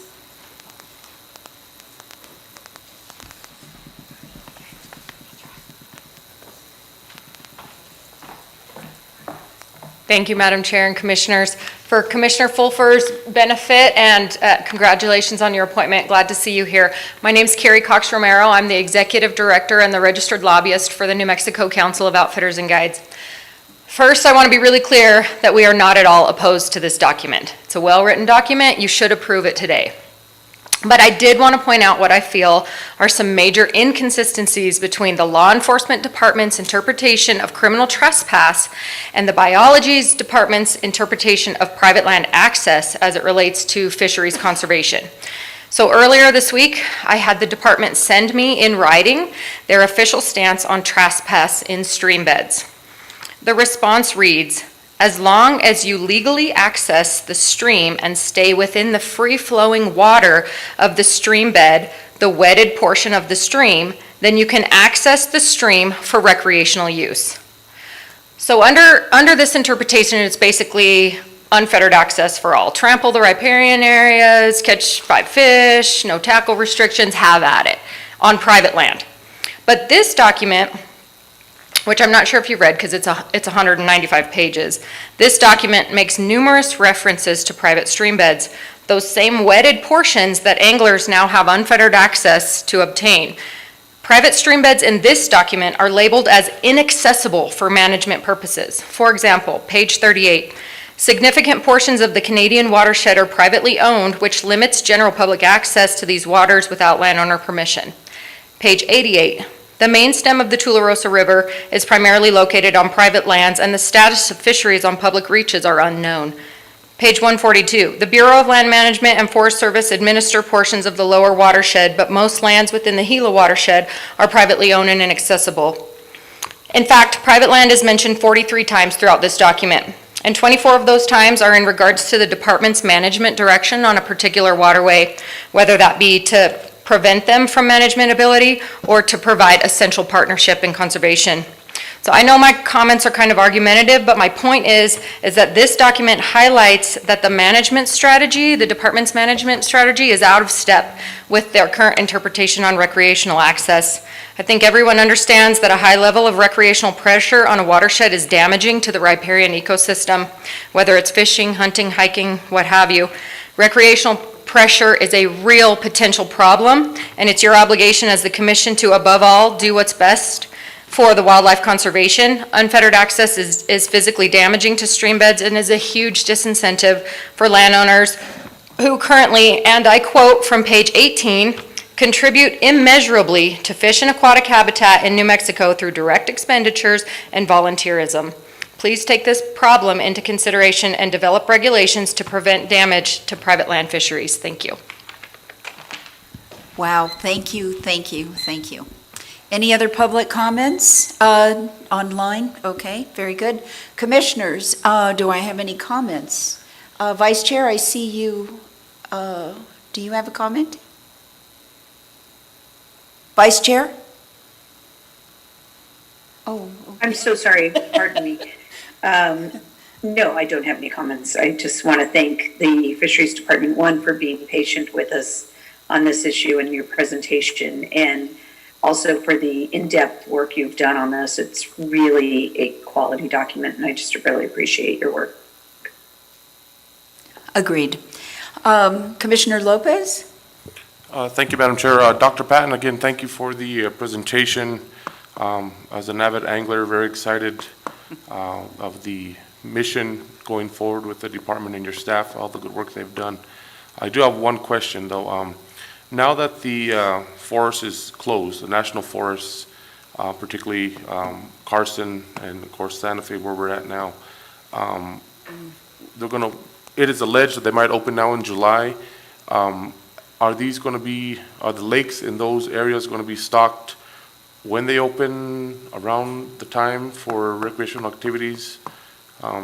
Just so the public can know, because I know they watch the stocking report, and I'm sure they follow the trucks up there. I've seen it happen. But, just they can be prepared and excited, so. Madam Chair, Commissioner Lopez, yes, they will be stocked. It seems like we're doing this all too often these days, but when we learn about forest closures coming up, or you learn about a large-scale closure because of a wildfire, we immediately have conversations internally about adjusting the stocking schedule, and that includes not just the catchables as they are at that time. It includes what sort of production we need to shift in order to not bottleneck the hatchery at a later time, which may put us at greater risk for disease outbreaks and those sorts of things. So we've been adapting all summer, and we feel like we have the inventories once the forests are open. There may be some delay in getting the truck actually to the water, but we will have inventories ready to get into those areas once they are opened. And again, thank you, Dr. Patton, for that response. I always get pulled over on the side of the road or at the gas station where are the fish at, and I just throw them a bag of little goldfish, for now. So, thank you so much, and good working with you. Thank you, Commissioner. Commissioner Salazar Henry? Kirk, I want to tell you thank you so much for spending the time with me and answering my questions ahead of time. I just want to reiterate what the guides on Elephant Butte Lake told me to pass on, is they want wipers. So hurry up with your test, because they think it's be a fun fish for that lake. Madam Chair, Commissioner Salazar Henry, I'm excited as well, and I hope the results are positive. Very good. Commissioners, I'm going to move to approve the statewide fisheries management plan of 2022 as updated, and encourage the department to implement the priority projects and the management direction as indicated herein. Do I have a second? Second. We'll give it to Vice Chair Archuleta as a second. Thank you, Commissioner. Roll call vote, please. Commissioner Salazar Henry. Yes. Commissioner Lopez. Yes. Commissioner Fulfer. Yes. Vice Chair Archuleta. Yes. Chair Salazar Hickey. Yes. Motion passes unanimously. That's wonderful. Thank you, Chief. You did an excellent job. Moving right along, we're on agenda item number 10, Stuart Liley.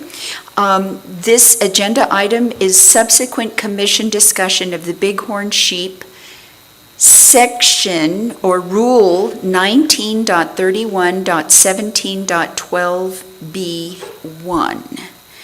And this is an action item. So I'll direct everyone to the screen, please. And thank you, Chief. It's nice to see you, not in person, but it's good to see you up on the screen.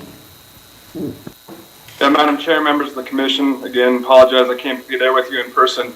As at the last commission meeting on June 3rd, there was a recommendation at the new business portion of that commission meeting to bring this specific topic to other topics that were amended out earlier in this meeting to discussion for potential commission action at this meeting. The one portion that was not, as you all know, the Bighorn Rule has been under development since March. We've had a lot of discussions on it. You all had some pretty lengthy discussions at the last meeting on directions moving forward. One of the discussion points that was not addressed that a commissioner wanted us to address was how we conduct the raffle for the Bighorn enhancement tags. We have two different raffle enhancement tags. Currently in rule, and our proposed rule as well, it says that the raffle must be conducted by a nonprofit dedicated to Bighorn sheep conservation or the department.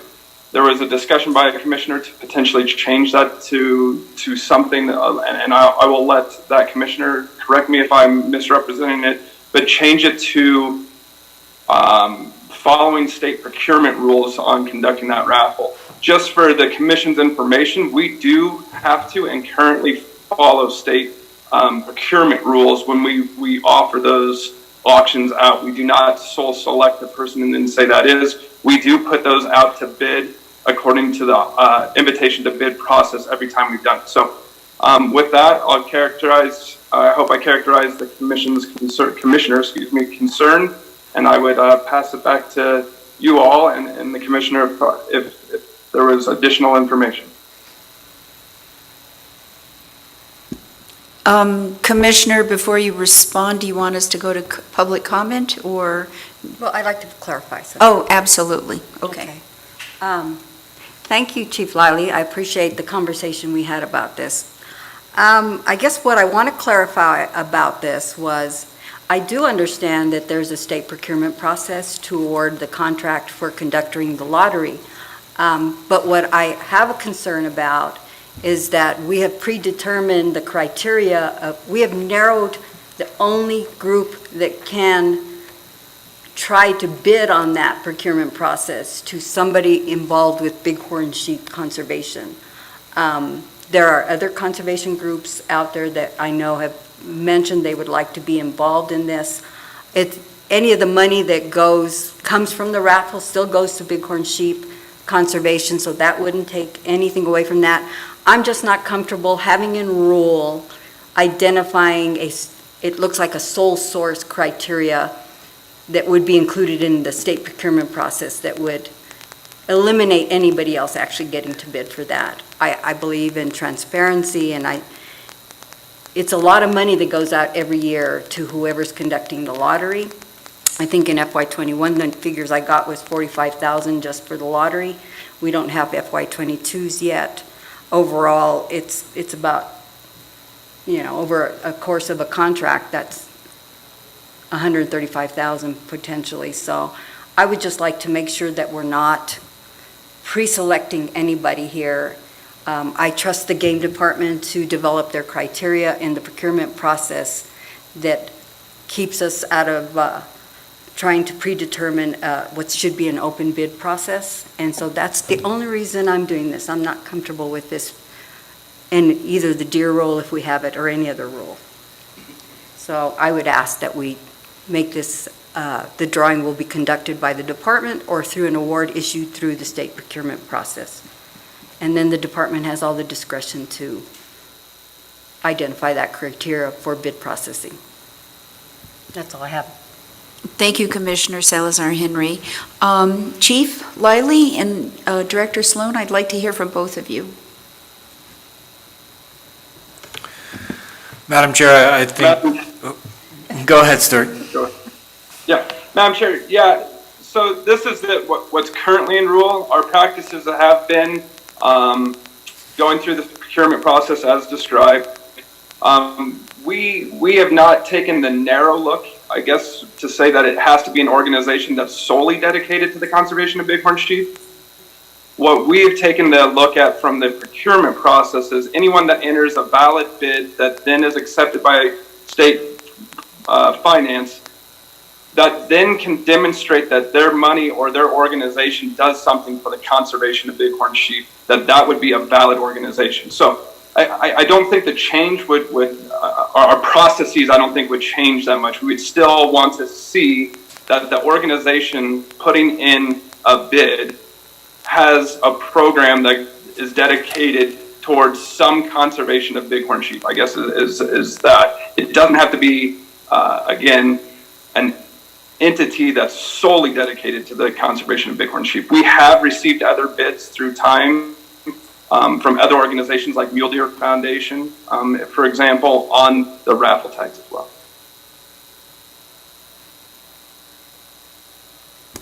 Director, did you want to say something? Madam Chair, I think Stuart summarized it very well. The only other thing I would add is that the statute does talk about an incorporated nonprofit organization dedicated to conservation of wildlife.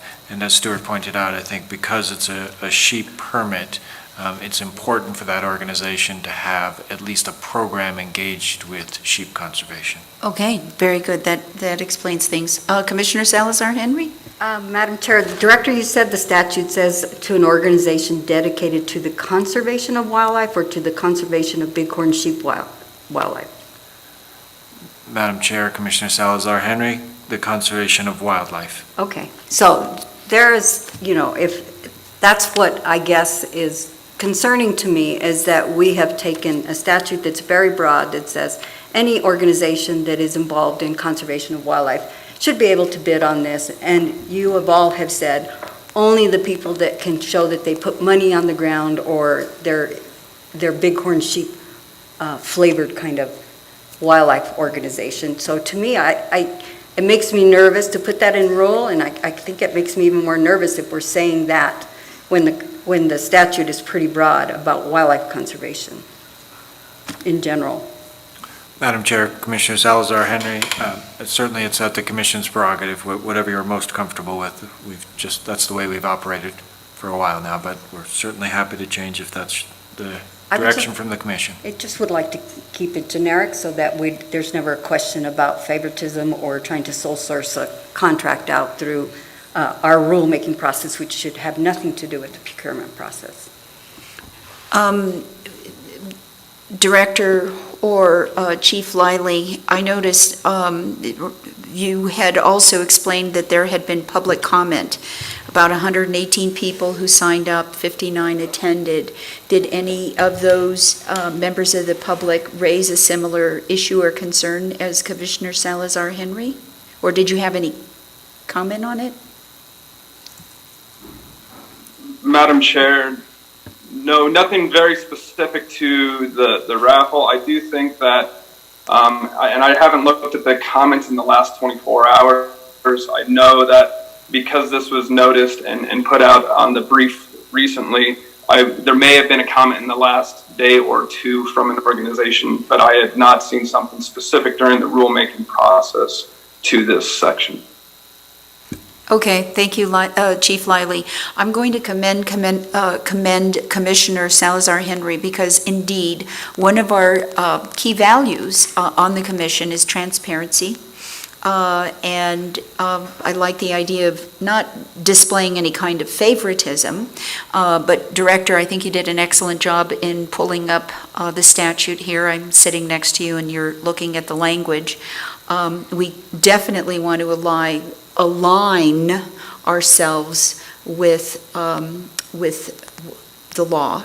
So let's continue some discussion, which I have some public comment cards, I believe, yes, and 3 of them.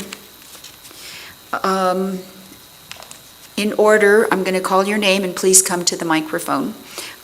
Brian Bartlett, can you please come forward? Thank you. Oh, I have 4. Sorry. Okay.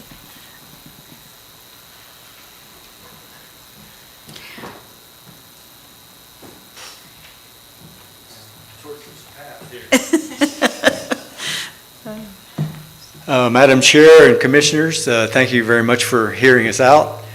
I want to just clear something up. I am not standing up here trying to say, well, we don't want to lose what we've done for the game department for the last 23 years. The New Mexico Wild Sheep Foundation has conducted this raffle for the game department for 23 years, and we are currently in the process of that. And the deadline for those who have not purchased tickets is Monday. So, but I would just like to highlight what we are. The New Mexico Wild Sheep Foundation is a sheep conservation organization. We feel very uncomfortable getting up here and talking about political issues and trying to dodge questions or whatever. Running the raffle is very hard work, takes a lot of time and many hours. We have nobody in the New Mexico Wild Sheep Foundation receives any compensation for doing any work. We have no paid employees. However, we are engaged in a lot of activities in the state for bighorn sheep. We We work on water development projects, mostly with the BLM. We just finished up a big water development project. That project was made up of funds from New Mexico Wild Sheep Foundation and Waters for Wildlife and the BLM. No money came from nowhere else. We also are engaged in supporting the youth hunting programs of the game department.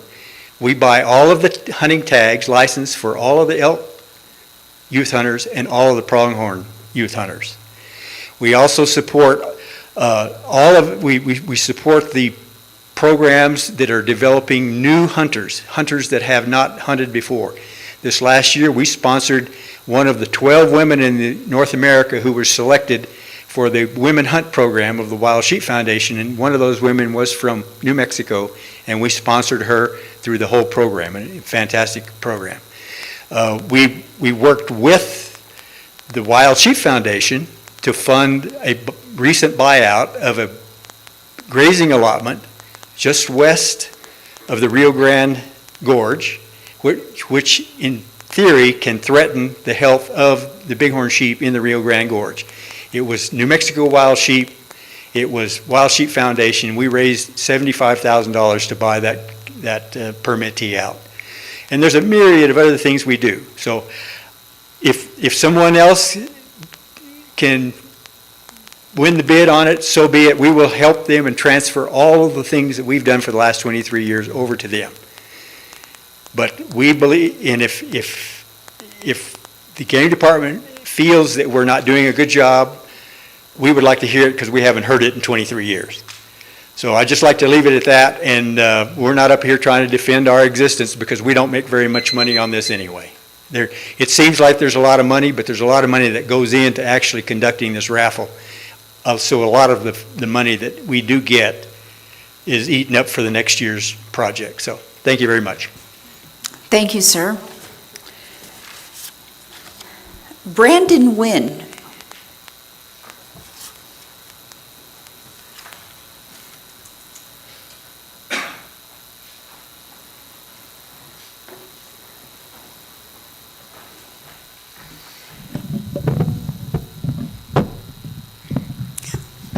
Thank you, Madam Chair, Commissioners. So I support the change to the rule that would match to where any wildlife conservation organization can bid on and possibly win the sheep raffles and auctions, conducting those. So there's no doubt that the money that comes from those is critical to bighorn sheep conservation in New Mexico. It's why we've had a very successful program, is that money. That would not change depending on, whoever sells that, it doesn't matter. The bulk of the money goes into the enhancement fund specifically for sheep. So the Wild Sheep Foundation has done a great job, for sure, the New Mexico Wild Sheep and the Wild Sheep Foundation. But, you know, the thing about bighorn sheep is you talk about a big dollar business. Bighorn sheep is big dollar.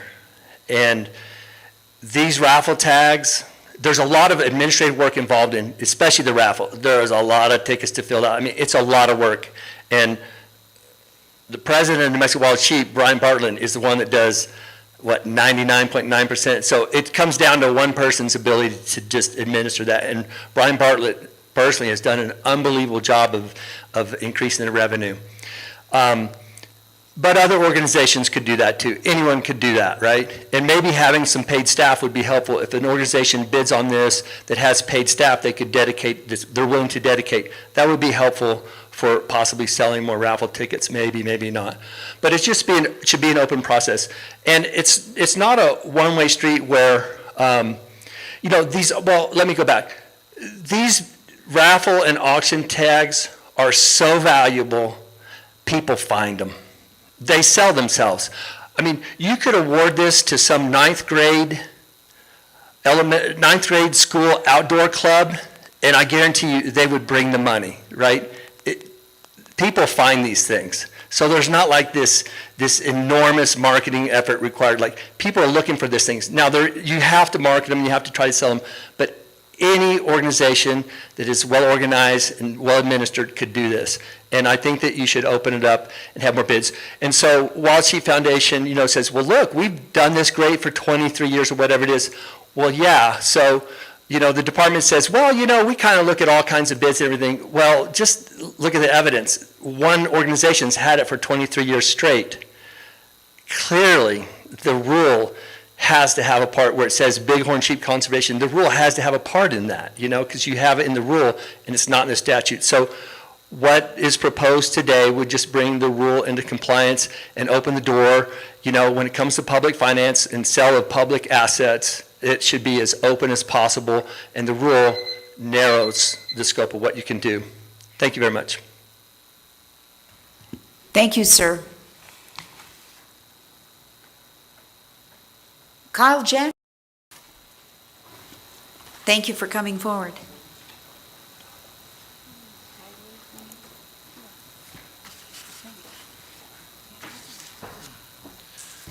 Good morning, Chairwoman and Commissioners. My name is Kyle Jackson, Hunt Manager for Vermejo Park Ranch. I had prepared some comments before the amendments at the beginning of this meeting, so I've tried to accordingly change some of my comments, but I'll go ahead and press forward. Vermejo Park is a ranching conservation property in northeast New Mexico, operated by the Turner Organization. We have a long and fruitful history of working collaboratively with the New Mexico Department of Game and Fish. Many of those projects span different species and habitats and have been for the greater benefit of both private land owners and the public trust wildlife.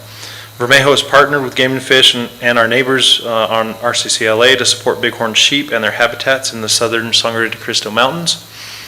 As active partners in bighorn sheep restoration and conservation, we are fully supportive of the bighorn sheep rule as originally proposed by the wildlife professionals with the Department of Game and Fish. This includes this current proposed amendment that we would like to not see that go through. We believe that the statute is very clear in that any nonprofit involved in wildlife conservation can apply for that. I think it is very important, us being involved in bighorn sheep conservation, that caveat is in the bighorn sheep rule, that those enhancement tags go to some party that is doing considerable work on the ground for bighorn sheep. And leave you with my comments. Thank you. Thank you, sir. Very good.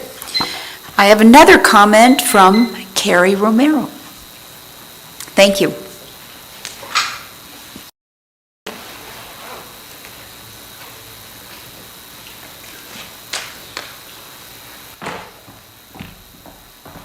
Brandon always does this, where he, microphone. Okay. Thank you, Madam Chair and Commissioners. Again, Carrie Romero on behalf of the New Mexico Council of Outfitters and Guides.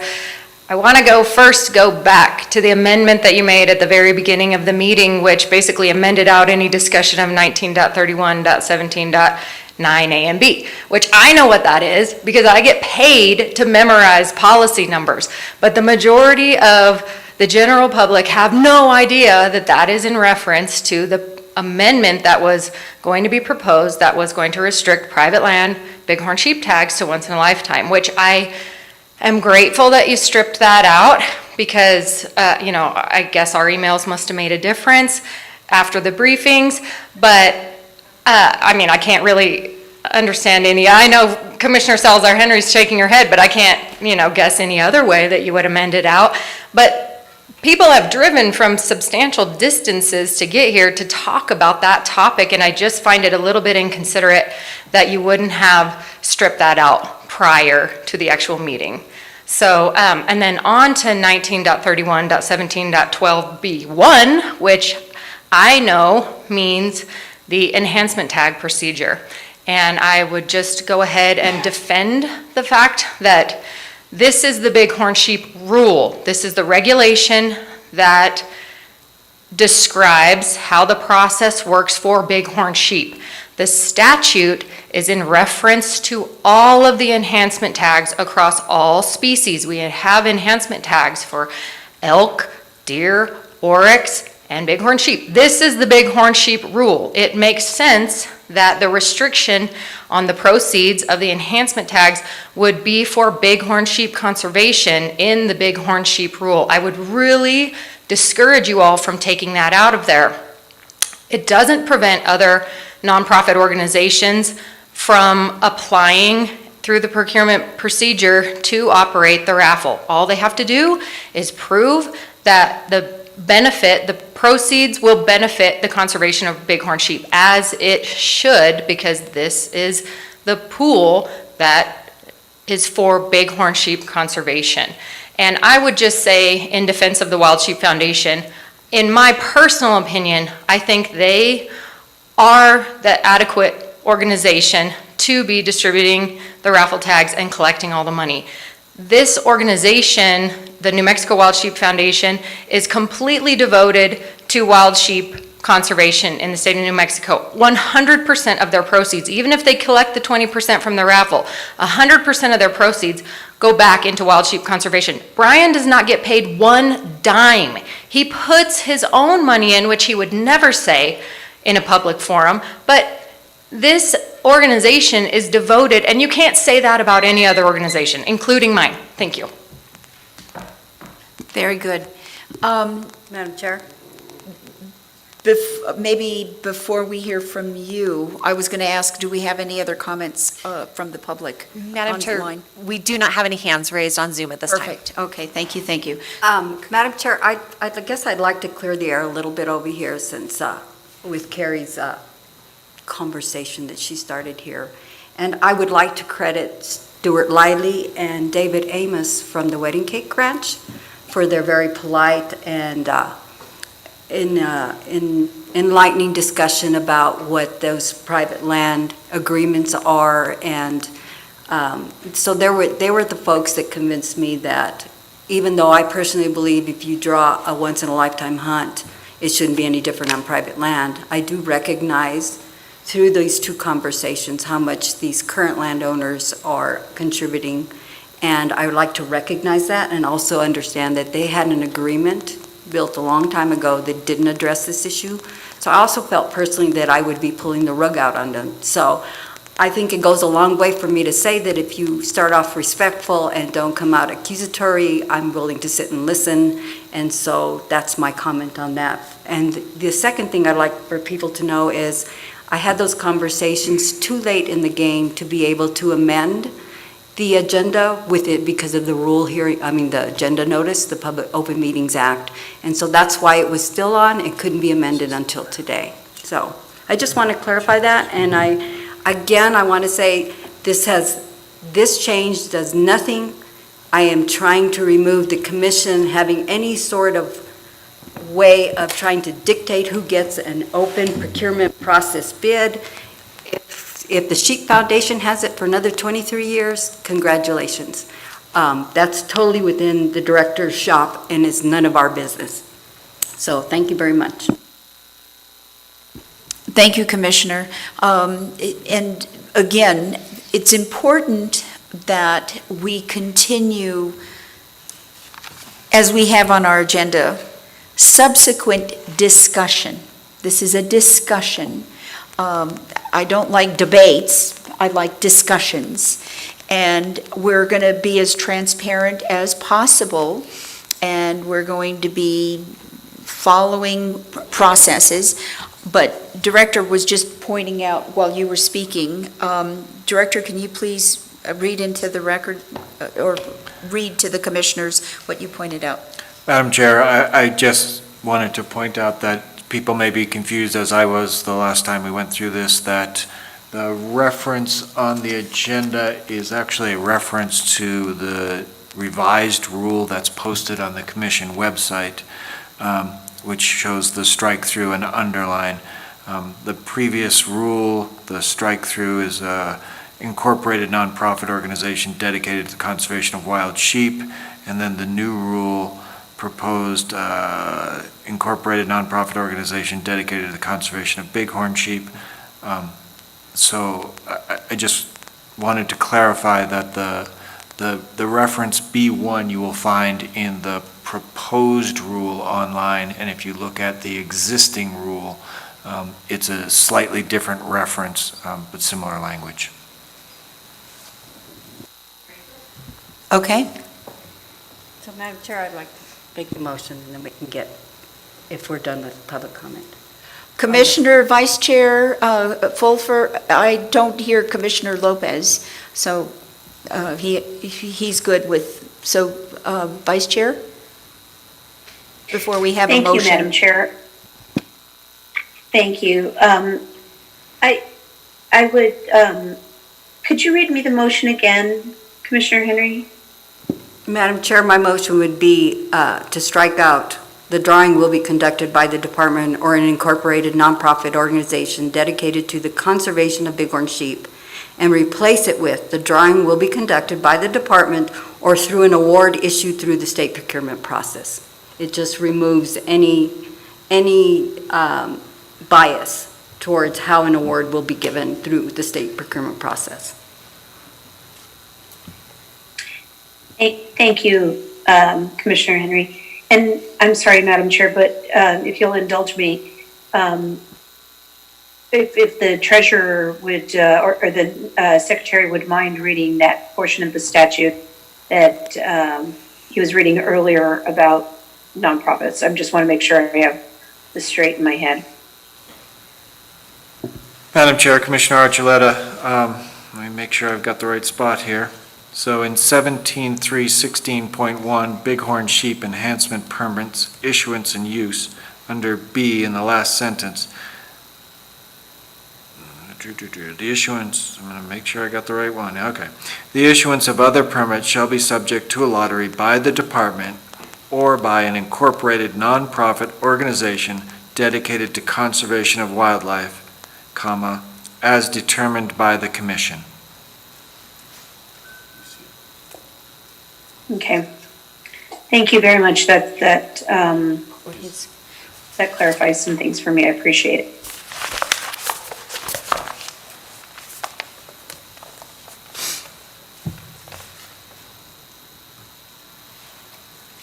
Madam Chair, that's all I have. Commissioner Fulfer may have. Commissioner Fulfer? I'm still a little confused on the motion made. It's for changing the language from wildlife to bighorn sheep. Is that correct? No? Commissioner Salazar, can you please repeat what you just said? Madam Chair, Commissioner Fulfer, what I'm trying to do is strike out the current language that's in the rule that says the drawing will be conducted by the department or an incorporated nonprofit organization dedicated to the conservation of bighorn sheep, to something like the drawing will be conducted by the department or through an award issued through the state procurement process. We could also change that to mimic the exact language in the statute, and then that just goes hand in hand. And however the procurement process, however the criteria is created by the department for the procurement process, it essentially, what the rule would match the statute, and then the department would be in charge of whether it's dedicated to bighorn sheep or not. It would just remove us from that process. Okay. Any more discussion before we get a formal motion? Commissioner Fulfer. Oh, Commissioner Fulfer, I'm sorry. No, that's fine. Thank you, Madam Chair. Okay. Okay. Chief Liley, can I hear from you? Or, because I've heard from the director. Madam Chair, I think it'd be good, especially as for Commissioner Fulfer's indulgence on the history of this and where this came about. So the statute was created, amended in 2012 when we delisted desert bighorn sheep. At the time, the commission referencing the statute that they felt, again, that last sentence that said dedicated to the conservation of wildlife as determined by the commission. The commission then set by rule how that nonprofit should be, and they felt that it was important, the commission at the time, that it be an organization dedicated to bighorn sheep. So we carried that through in this rule proposal. It was nothing to change it. It was just, that's how that came about. The first part of that section that Director Sloan also read states that the State Game Commission shall prescribe regulations determining how this works as well. So it is, the legislature did give some authority to the State Game Commission to determine this. No matter what, we will still have to go through the state procurement process. I think that's important to note. We cannot skip the procurement process on how we would do this, because there is an exchange of money. So I just wanted to provide that history on what it was.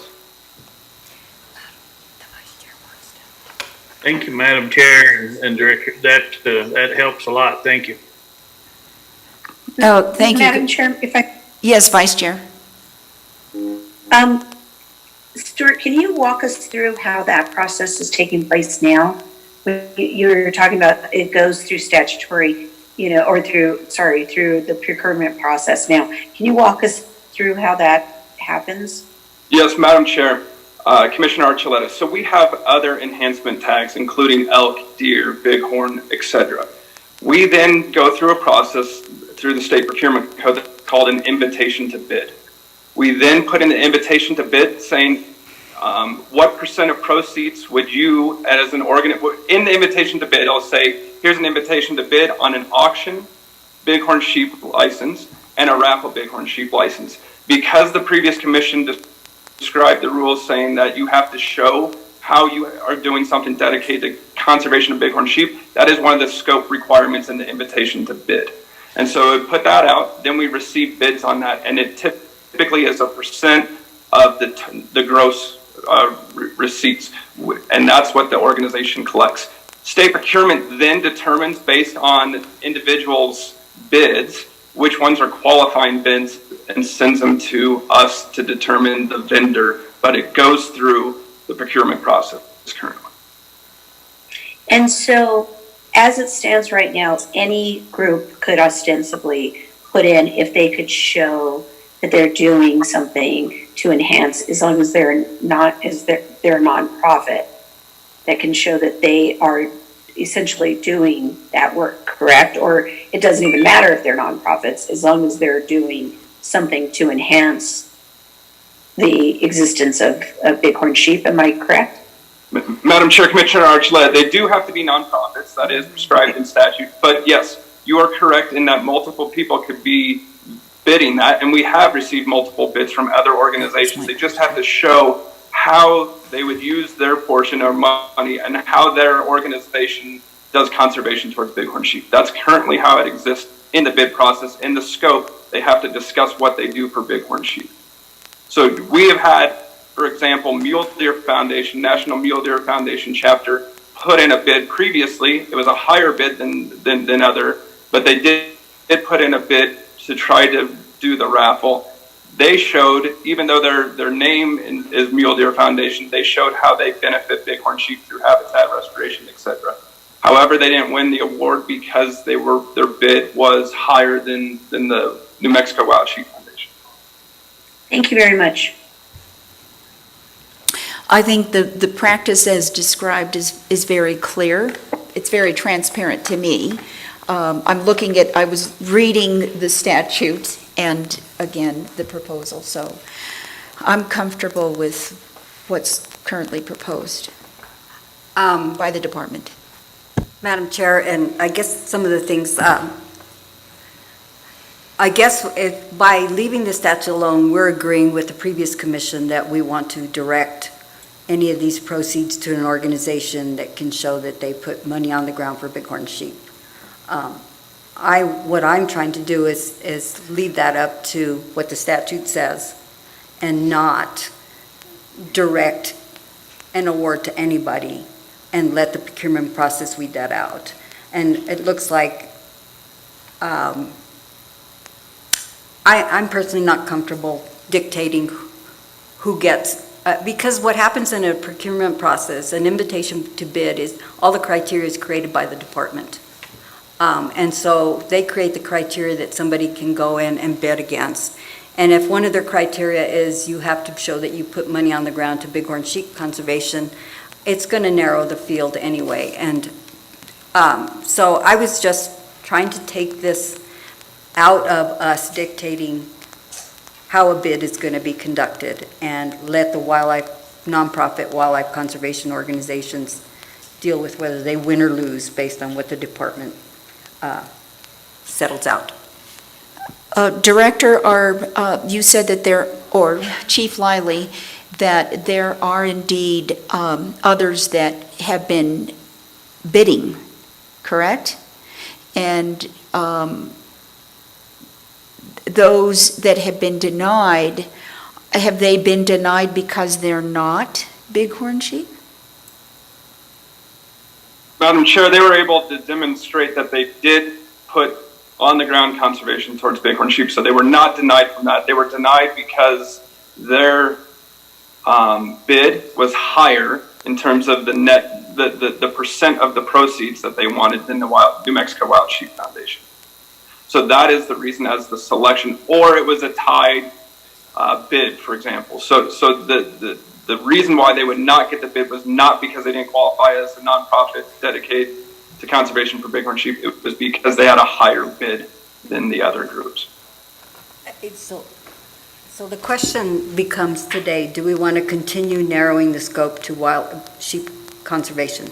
That not the bid process, but because you said the statute allows the Game Commission to essentially narrow the scope of the invitation to bid. And so that becomes the question. I'm saying personally, I don't like to do that, but if everybody else does, that's fine with me as well. I'm fine with that. Vice Chair, Commissioner Fulfer, Commissioner Lopez?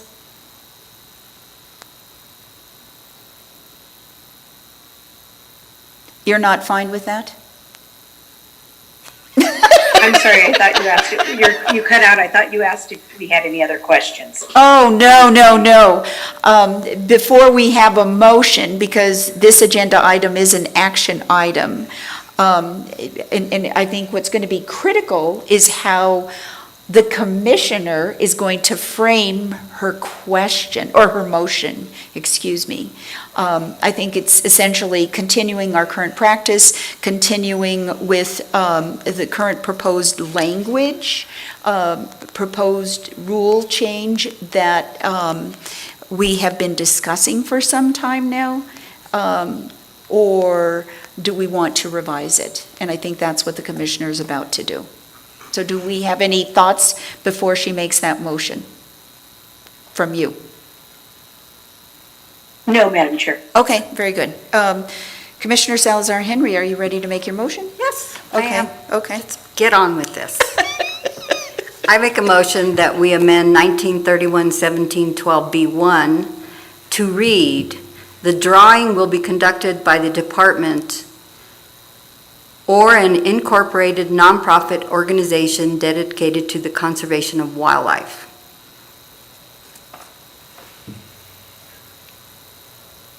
Do I have a second? Madam Chair, I'll second. Thank you, Commissioner Lopez. Director, may I please have a roll call vote? Commissioner Salazar Henry. Yes. Commissioner Lopez. Yes. Vice Chair Archuleta. No. Apologize, I went out of order. Commissioner Fulfer. No. Chair Salazar Hickey. No. Madam Chair, the motion fails on a 3-2 vote. Madam Chair. Commissioner Salazar Henry. Again, I want to thank my fellow commissioners for listening to my arguments and, well, not my arguments, but my rationale for this. And I appreciate everybody's indulgence on some of these issues, and I look forward to the next thing we move on to. And back to you, the transparency. okay? You use that term, and very transparent. So I want to say thank you, okay? Very logical. I understood your discussion. Thank you. Thank you, thank you, thank you. Okay, moving right along to agenda item number 11. I'm looking forward to this public comment period. Brandon Wynn, can you please step forward?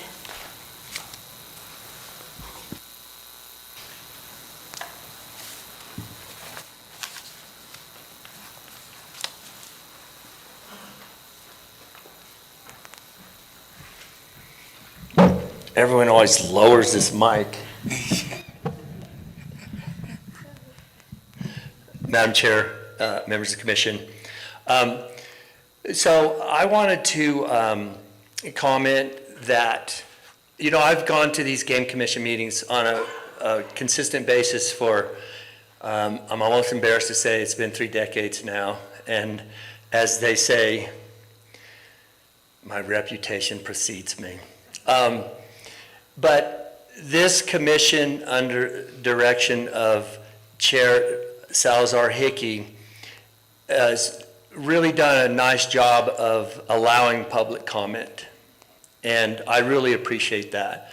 And that is a departure from some prior commissions. You know, I remember they cut us to 2 minutes instead of 3. You know, I was like, come on, you can spend 3 minutes on each one of us.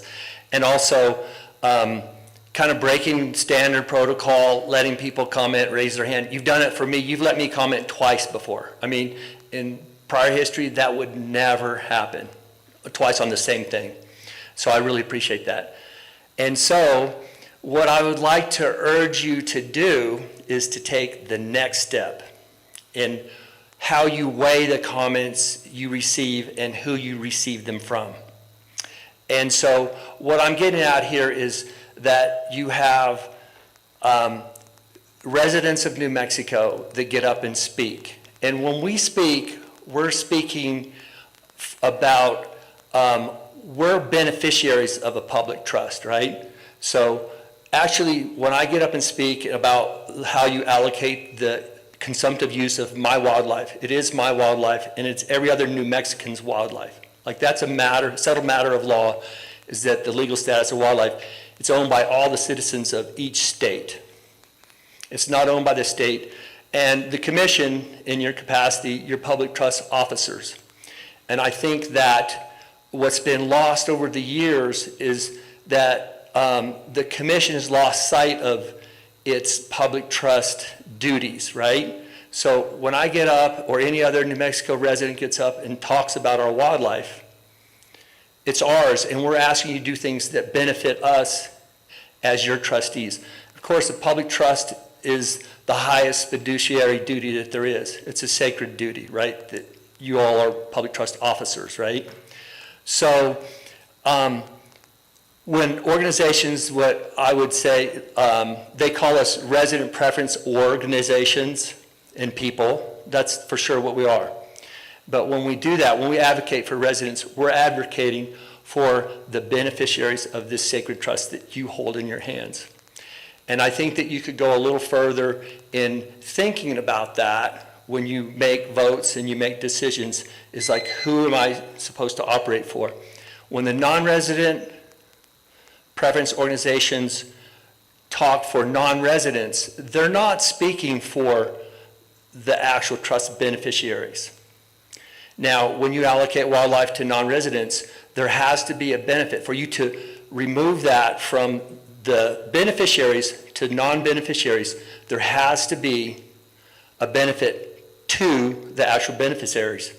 That can be financial. When you sell non-resident tags, you make more money, right? I think that New Mexico is out of balance on weighing things away from the beneficiaries. Thank you. That's a very philosophical thing. I apologize, but just I'm asking you to think about that and go a little further. Thank you. Thank you, sir. Tristana, do we have any other comments? Madam Chair, I do not have any hands raised at this time. Okay. Carrie.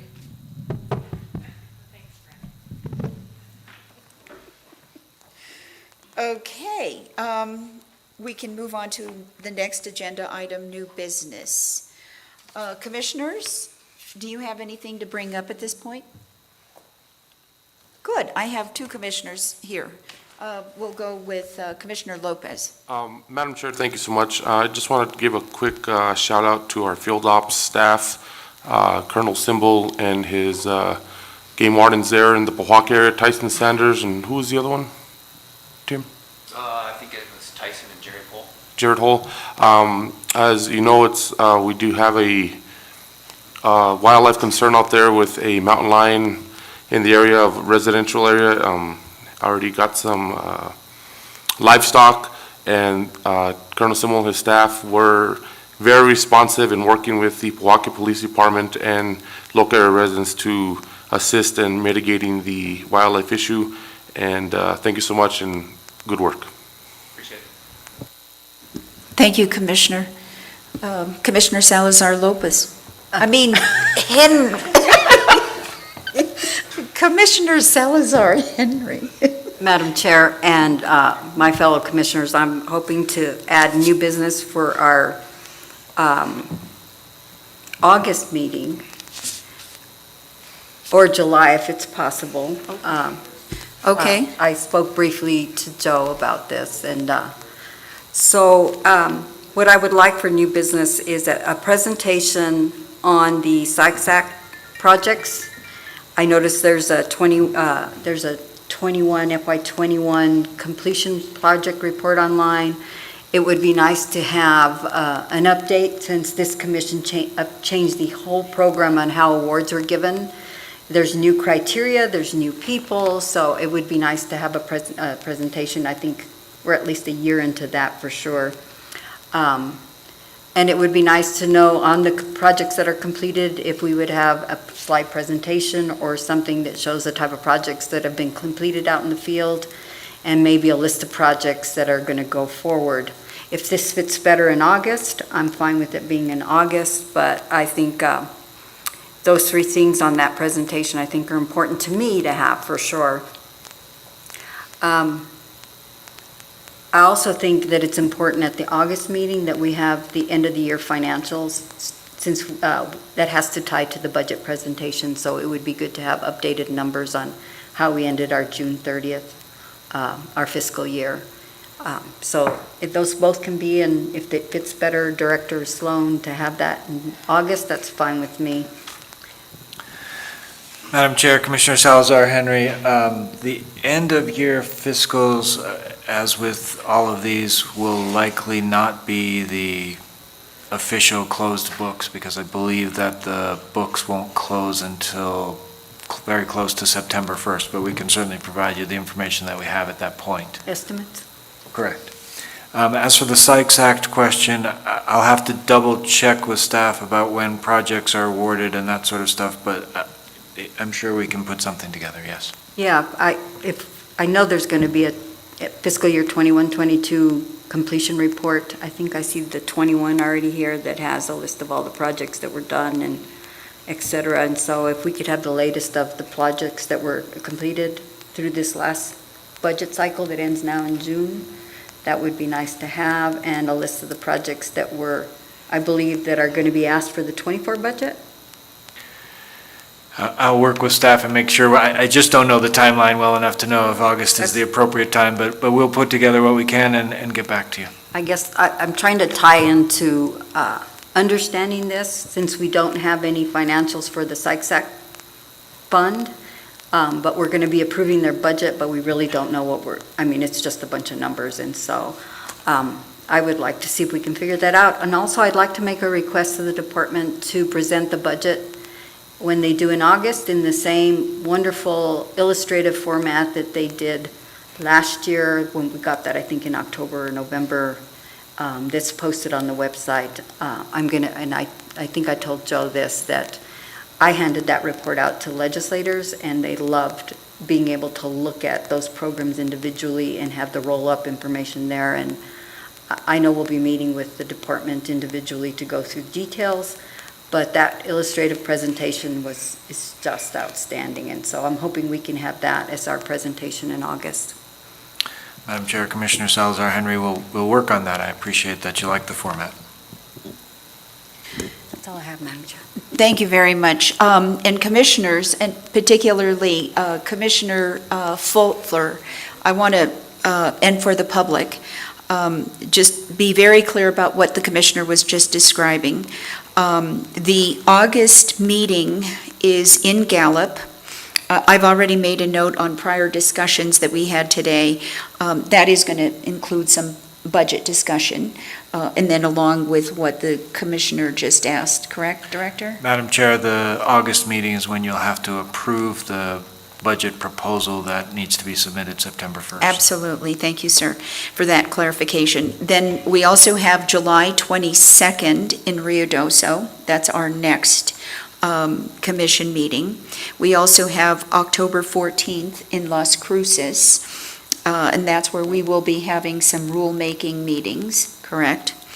But commissioners, I find the rulemaking discussion very helpful because, as the Commissioner Salazar Henry pointed out, the budget impacts our policy decision-making, but so does the public, and the comments, and our biologists, and the science that's put together in all of this. So that said, with new commissioners coming on board, we have Commissioner Fulfer today, and I'm hopeful, I'm not speaking for the governor's office, but I am hopeful that we will have more commissioners. And commissioners, department, and then, of course, the members of the public. I think it would be very important to have another meeting added to our calendar. So listen up. I'm looking at September. I'm thinking of September for a special meeting, okay? In the spirit of transparency. The commissioners, each individually have been working with an HR consultant. And I think the special meeting in September would be a good time for an orientation for the new commissioners.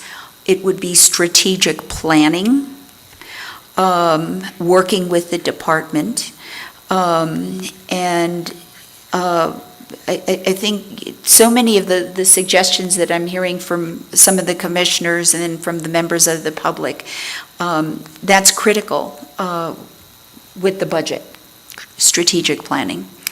So that said, and it's 5 commissioners, and I recognize we might get 2 more, but do we want to open our calendars right now and give an idea, get an idea from each other, right? We don't violate the Open Meetings Act by communicating outside of our public meetings. So look at your calendars and give me some ideas as to what September would be good for you, including the director, because I know you've got a lot on your plate.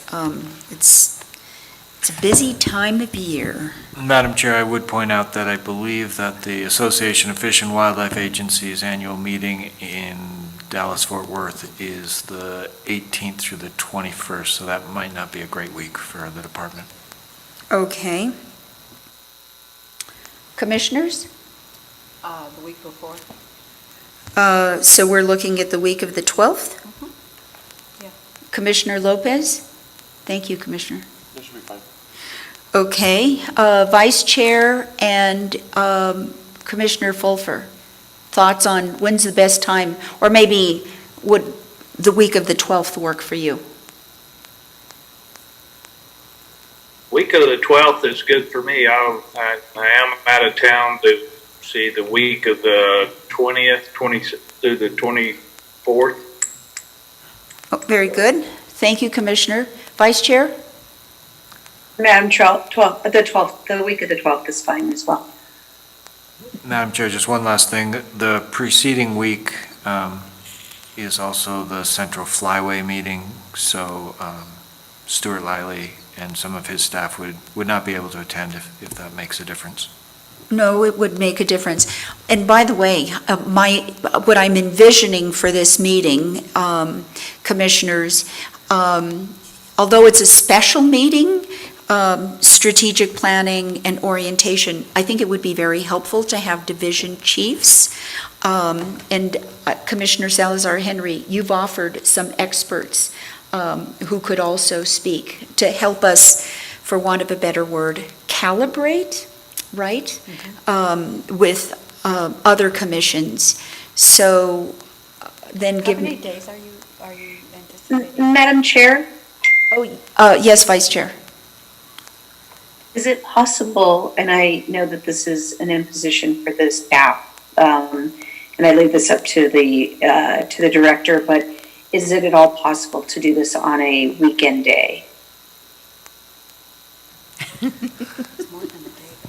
Well, I was actually thinking of one day. It depends on how much time we can put together. It would require a lot of preparation if we're going to do it in one day, but it could be a day and a half.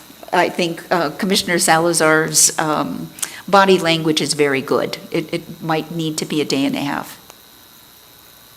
So weekend, or late, maybe start on a Friday afternoon and continue on to Saturday? How would that work?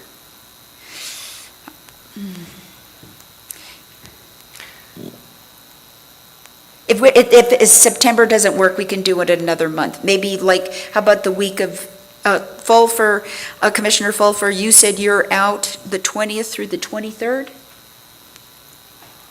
And I'm gone that following week. Okay, so. Yes. So it actually is going to have to be the week of the 12th or maybe the 5th? Yeah, I'm fine with that, too. How about the week of the 5th? But then that's Labor Day weekend, the 3rd, 4th, and 5th. Madam Chair, we could do it, if we don't do it on a Friday, which was my original assumption, if we did it early the week of the 12th, either the 12th or the 13th, or however you wanted, whatever amount of time, we could make that work. Vice Chair, how does that work for you? Yeah, she wants a weekend, I think. It's challenging, but I will It's a figure it out. weekend. Can we do the 9th and 10th? Weekdays are We just- can, I have something on my calendar, but I'll skip it.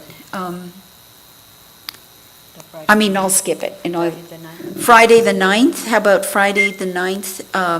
We can do it in the afternoon and then continue on the 10th. Madam Chair, we'll make that work. Vice Chair? Works for Commissioner me Fulfer? perfectly, thank you. I'm sorry? That works well, thank you. Okay. And Commissioner Fulfer? That'd be fine. Okay, so we're down for a special meeting, and I'm going to say, again, one of our key values, transparency. So a special meeting does not preclude members of the public in attending, okay? And if I understood the Attorney General's office, unfortunately, we don't have a staff attorney here today, but I'll get it clarified when we come to our next meeting, that we could have members of the public at that special meeting. As we had said about 2 years ago when we had a special committee meeting, a special committee on customer stakeholder, it's important to be successful and make improvements by examining with the department what we have in place, have a voice of the user, the customer, the stakeholders, the personnel. So, and then, of course, we're going to have an HR consultant helping us work towards that meeting.